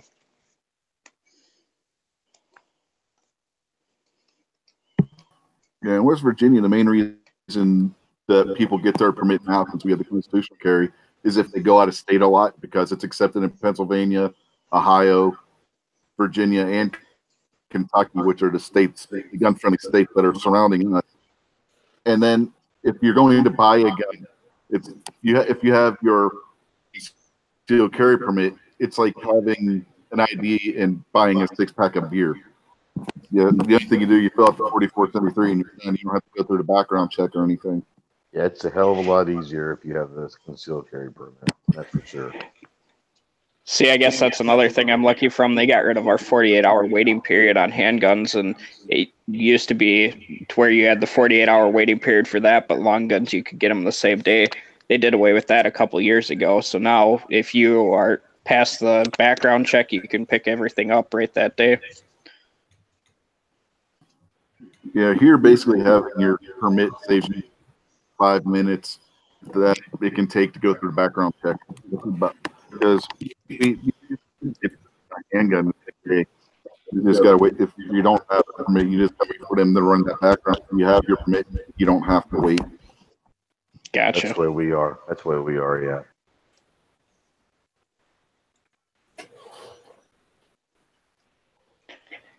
Yeah, the weird thing here that I know was proposed with all this legislation that just got shot down earlier in the week is there's with your CCW, if you have your hunter safety permit, you're allowed to get your concealed carry permit without having to take a class, but they're talking about doing away with that, which I'm kind of torn on because my philosophy is the CCW class is a 4-hour requirement here, and essentially all it is a laws class, which I think is kind of important if you're going to be carrying a gun that you completely understand the laws. So I'm kind of torn there. Like my fiance, she could apply and get her CCW tomorrow, but she wants to take the class because it's completely different from hunting. completely different set of laws too to defend yourself.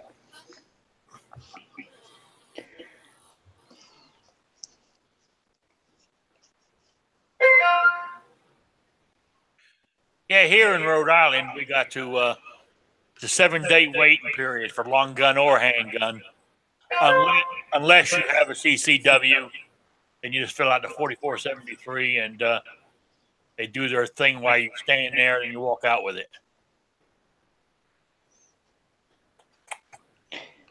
I think that's a smart way of doing it across the board. I mean, unfortunately, I don't foresee us getting rid of background checks anytime soon or anything like that. But a lot of these states that do have wait periods, I think if they issue a CCW permit, that CCW should prevent you from having to have any form of a wait period. Yeah. What's strange here, though, is people don't realize is Rhode Island, I think, is the last state that does this.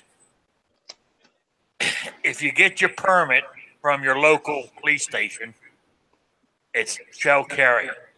But if you get it from the Attorney General's office, it's may carry. And they're trying. They put a thing in trying to pass a law that it all goes back to the Attorney General and will be may carry again.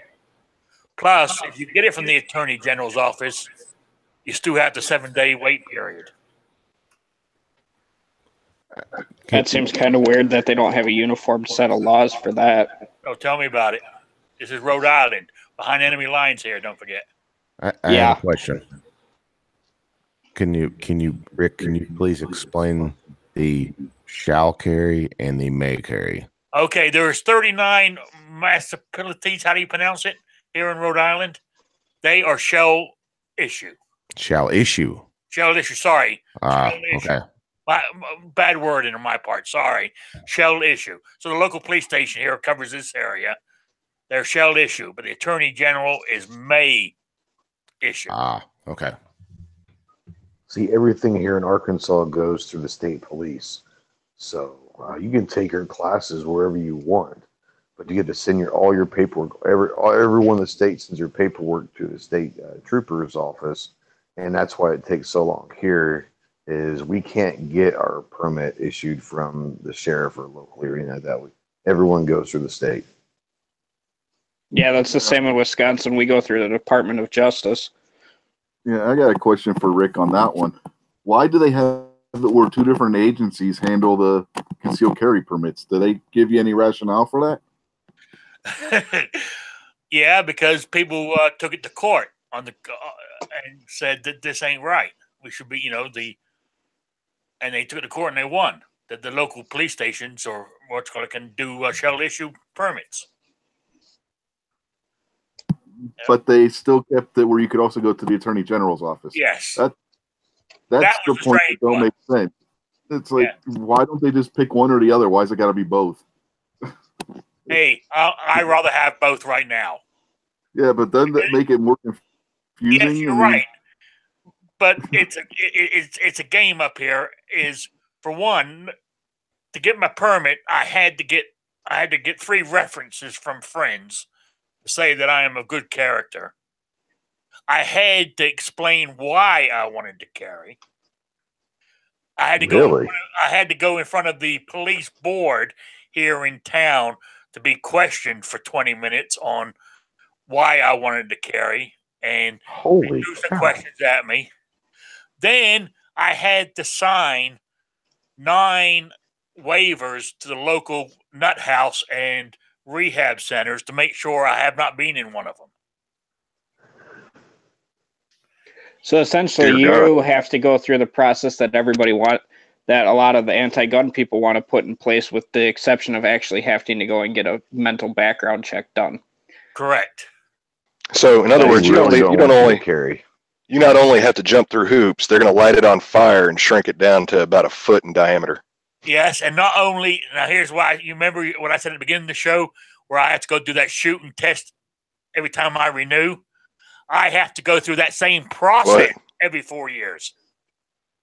Are you interview and everything? What? Rick, you may have found the one process in this country that is harder to go through than a security clearance check when you're going into is the it, military. Oh, tell me about I it. guarantee it. Oh, and there's one good thing about CCW in Rhode Island. I can carry into high school. They're I trying was to in stop that. intelligence in the Marine Corps, and I had to They're go through trying to that stop crap. that now too. By the way, you know. And I thought having to get an out-of-state permit to carry in Illinois was bad. Whoa, Ghost Intelligence, the Marine Corps, isn't that an oxymoron? And Rhode Island doesn't You recognize. want to test IQs there, big boy? I promise you mine's higher than yours. well, here I have an honest question though. So, Rick, how long, as far as completing all of your several examinations and everything else, how long did it take you to get your license?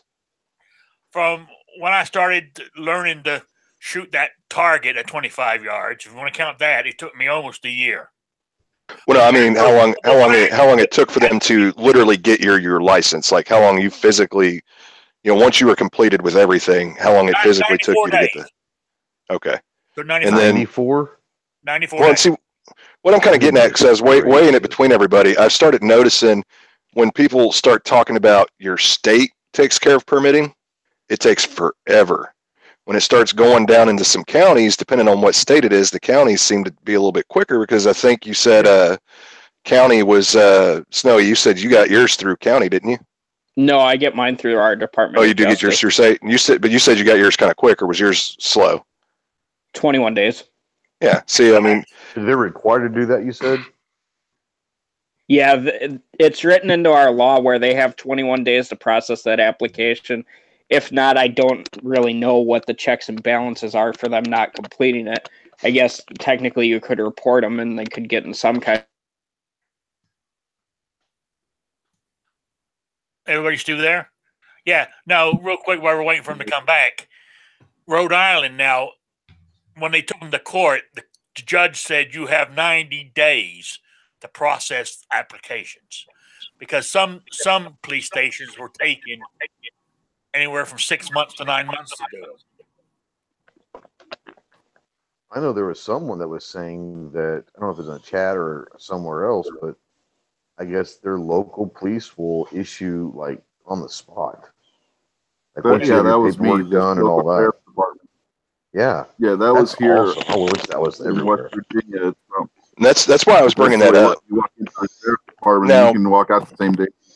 Again, it depends on the backlog. That's what I was How many saying. are processed, how many people came in that day.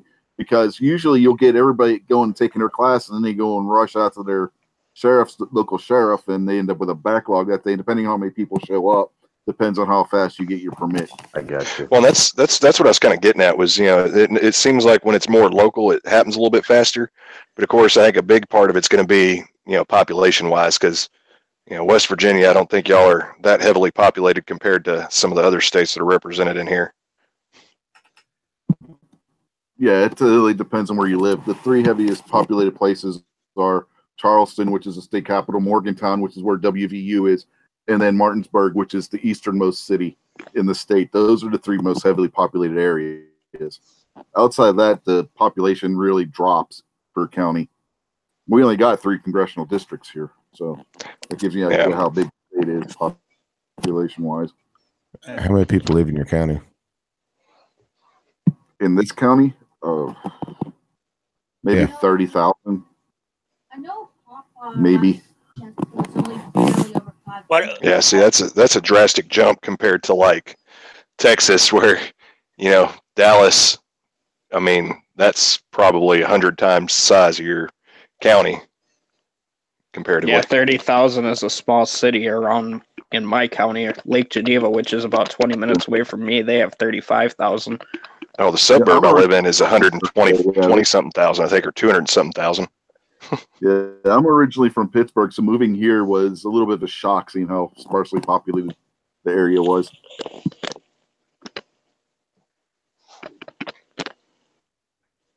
yeah, what else is a shame about why I carry is why I was so hoping reciprocity would have gone through is Rhode Island doesn't recognize anybody. So I have to get to go into Connecticut, I have to get a non-resident. To go into Massachusetts, I have to get a non-resident for each one of those. It cost me $175 for my Connecticut non-resident. At least, And that's at least you can get 5 those, Rick. years. I live just south of Maryland. I can't get a permit to carry in Maryland, resident or non-resident, Yeah, I know unless that. I have a job need for it. Which right now, since I can't work, I do not have a job need for it.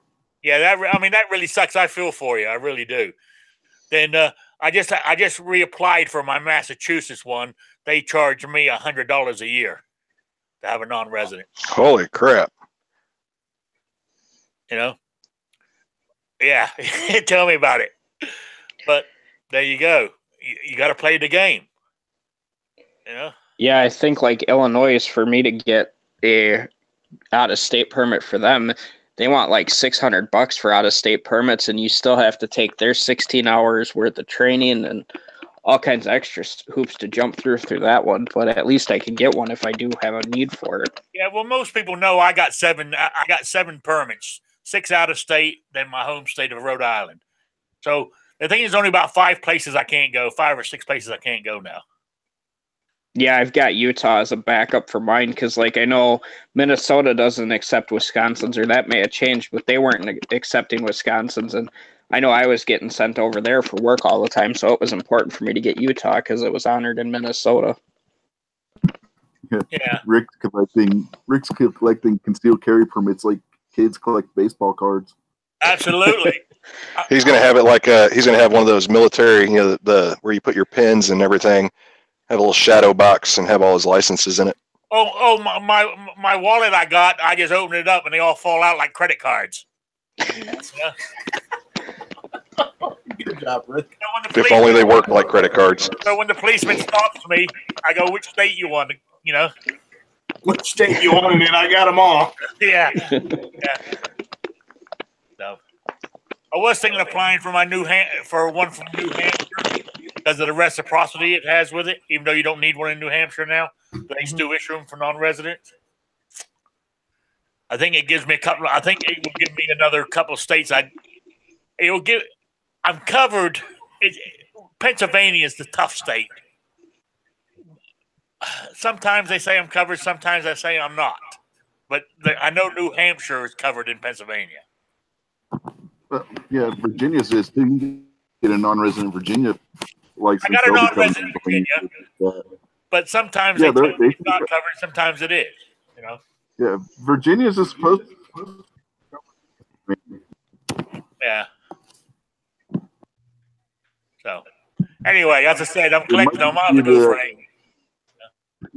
Yeah, it might just be a case of the person you're talking to doesn't know what they're talking about, because we get that a lot with the government, don't we? Yeah.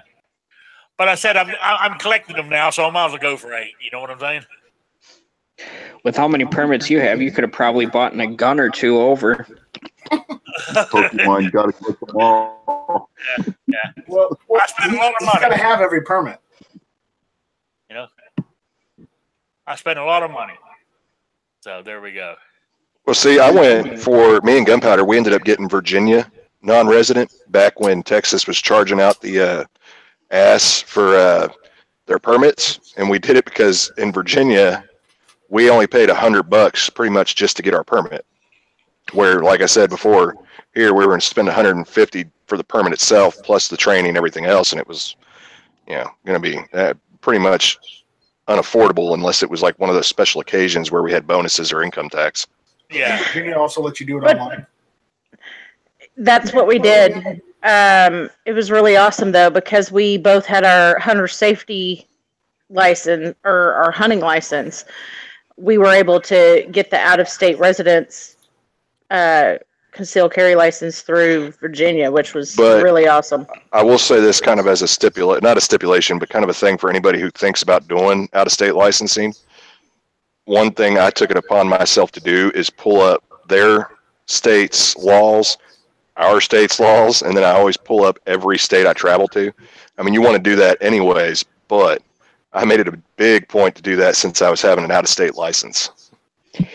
Right, yeah. I do always make sure you're cognizant about what the laws are in the state you're traveling to. That's the last thing you need to do if you're pulled over tell an officer you have a firearm and then automatically you're a felon because you're doing something that they're not allowed to do in that state. Always make sure your ass is covered when it comes to that. Oh, we had a notebook going with all the laws for the states we travel through. I mean, on a regular basis, in which that's probably, I don't know, about 10-ish. Yeah, see, Yeah, what when I they do is first, because I have to carry for work, and it's different laws for carrying on the job when you're a security contractor between the states. So I have a binder with all those laws in it, and then I also printed out the states that I am traveling to that I would be using a CCW in. I printed out copies of those laws and have it in the binder as well, and that gets stored in the car.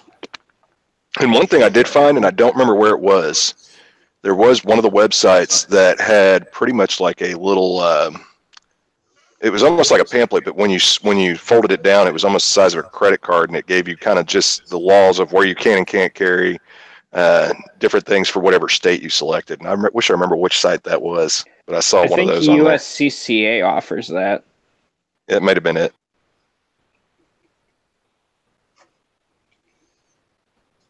Yeah, I know when they first instituted the concealed carry in this state, that I had a cheat sheet that I had printed off with the law that I carried in my wallet, just in case, because the law enforcement officer who may have something from may not have realized that this law was in effect. This way I can pull out and I can hand it to them, and they could read it off for themselves what the statute saying and everything, and I didn't have to try to explain it and everything. Just to make it simpler. See, I always did it just more for me, so me and Gunpowder, so we could kind of study and know what we're looking at for where we're going. Yeah, I done the same thing this past summer when I traveled from here to see my relatives in Indiana. I checked all the laws in every state I had to drive through. Unfortunately, I had to take my gun off when I was leaving Connecticut and take it apart and lock it up in the trunk when I went through my little corner of New York to get out of through there just in case I was stopped. You're lucky you didn't get pulled over. Why? It's New York. No, New York, I think you get away with the federal law because it was locked up in the back of, and the ammunition was separate from the gun and everything else. Now, New Jersey's a different story. If they choose to follow that law. New Jersey and New York City are the places in New York State where you really got to be worried. As long as you're compliant with laws in New York, the state of New York, outside of New York City, you're pretty much going to be okay. Yeah, that's what I thought. That's the problem. Yeah, I just cut across the corner. The rest of New York State gets a bad rap because of New York City. New York City is where I have to deal with keeps coming out of. The rest of New York, you get up in upstate New York, it's fairly conservative area. It's New York City that's the cesspool that's causing them to have all their problems. Yeah. Yeah. So that's what I did when I went through. Then as soon as I got through New York into Pennsylvania, because I believed at the time my Virginia non-resident covered it. So one of them did. I took it back out and put it back on, Now, a lot of times, because everybody who knows me, sees me when I do my show, I'm a big old boy. And inside the waistband, I find uncomfortable for long periods of time. So I'll normally wear outside the waistband, but I wear baggy T-shirts, so it covers it. That's how I normally do it.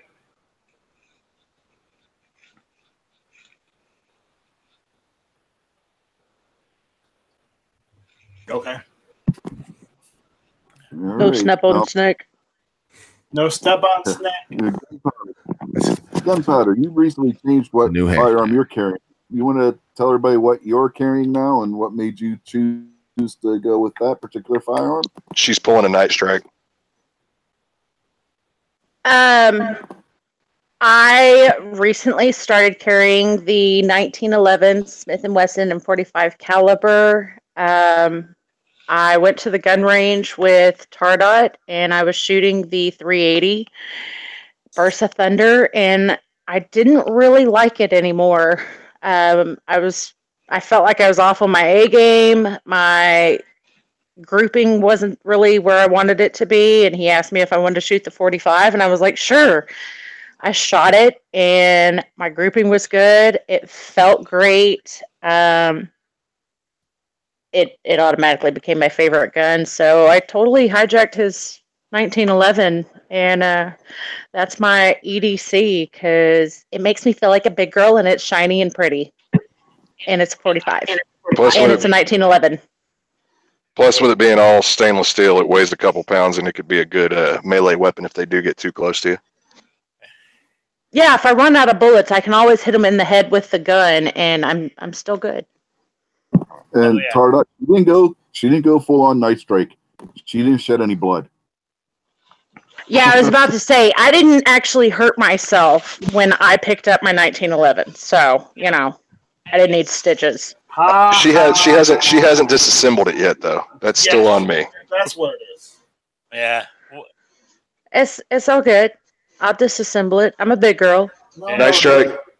You say that's because she hasn't disassembled. Yeah, she hasn't disassembled it yet. Don't do it.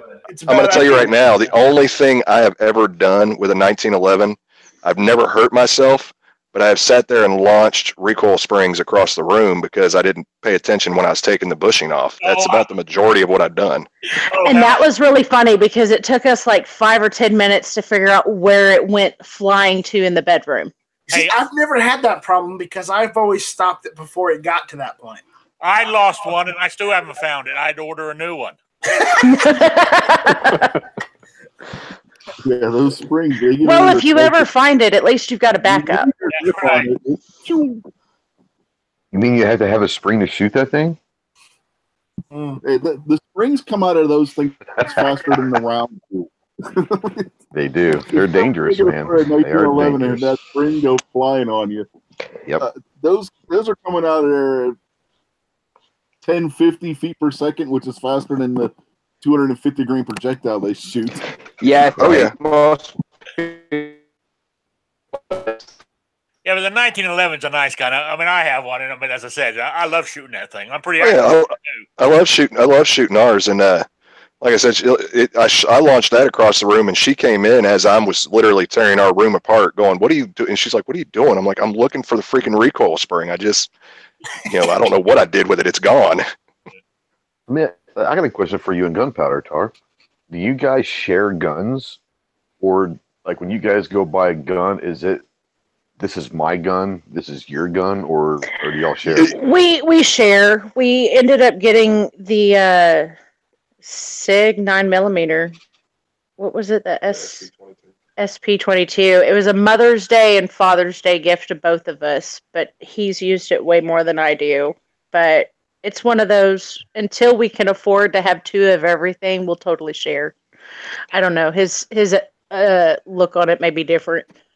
I was just about to say, in terms of you guys, my wife doesn't like guns, so I don't have that experience of, hey, can I use your gun today or whatever? So I didn't know how that worked. That dynamic is interesting. I'll put it this way: I have no problem with sharing, but with the 1911, I let her shoot it the one day, and I really haven't gotten it back since. Oh, you lost that. I mean, we're just gonna have to let this be known that you lost that one. I'll let you shoot it at the range, babe, just because I love you. Well, there you go. You're gonna have to go buy another one. Yep. But short answer, yes, we do share. No, I'll totally share. If he ever wants to use the 1911, then I'll use the SIG or his awesome revolver, or I'll boot carry my 380. It's pretty awesome. Sarge, you're on the panel. Why are you typing questions during the chat?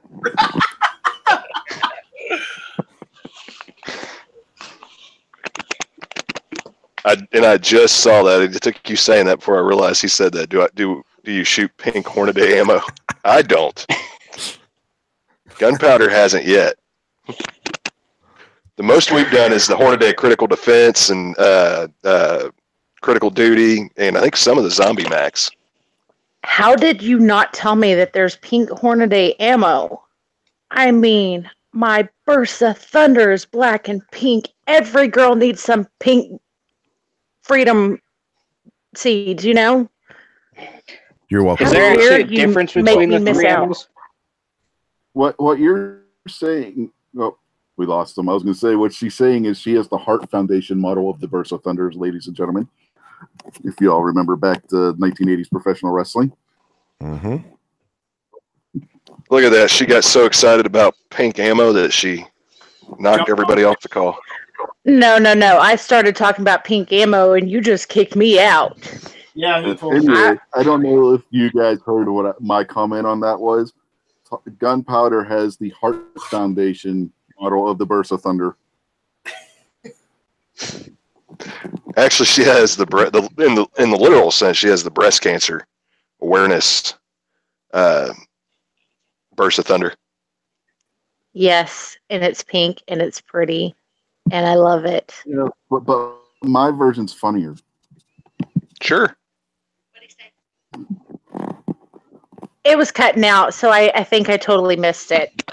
Tardot was just filling in the answers. I said you have the Heart Foundation model. You know, thinking back to 1980s professional wrestling, Jim Danville, Neidhart, the Hitman Hart, their pink and black outfits.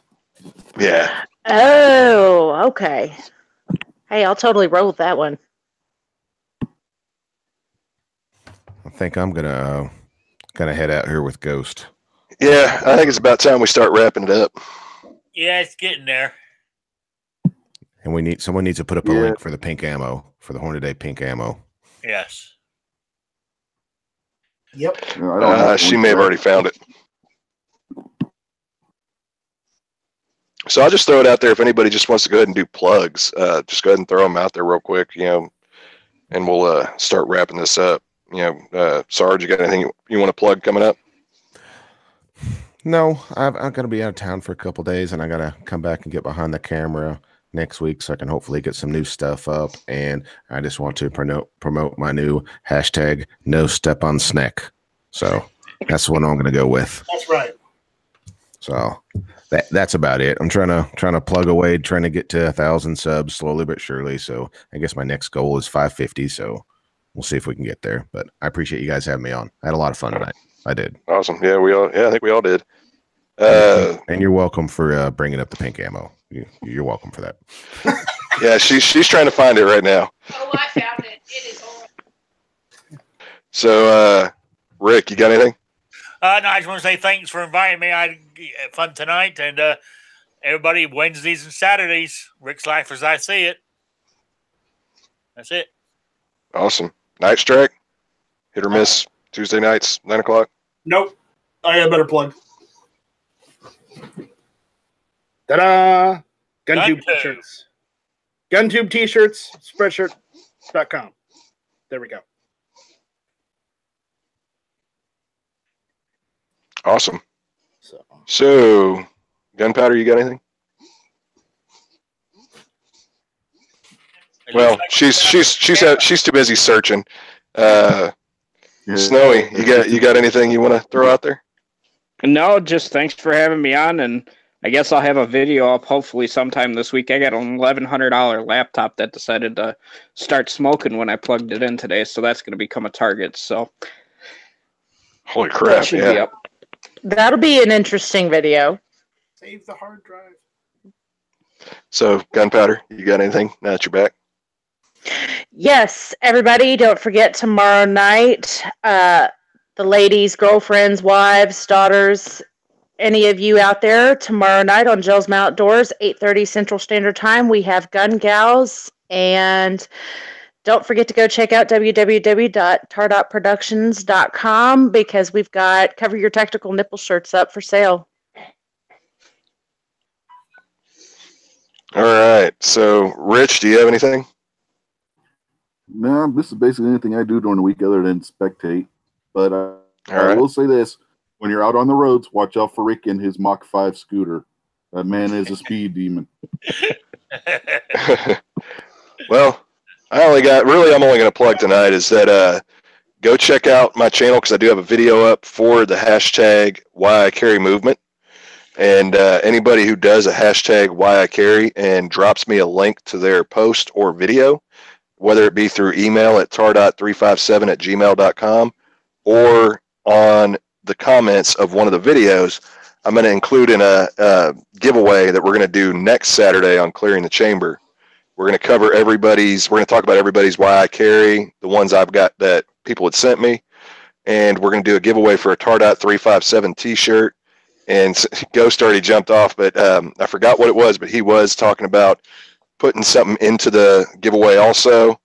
I know Snowy, I think, had mentioned something earlier, and I'm going to probably be adding one other item. Okay, and so I'm gonna show those items on next week's Clearing the Chamber. But you do have the T-shirt, the tar.357 T-shirt, and then there's going to be a couple of other items with it.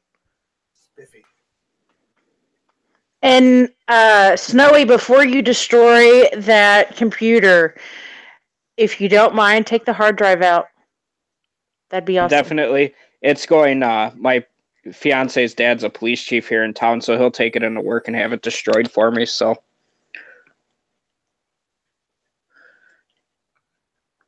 All right. So, with us being done for the night, I hope everybody has a wonderful night. Thank you to the panel for showing up for us, and thank you to everybody for watching. Y'all have a great night. Same to you. Cannot be infringed. Yep.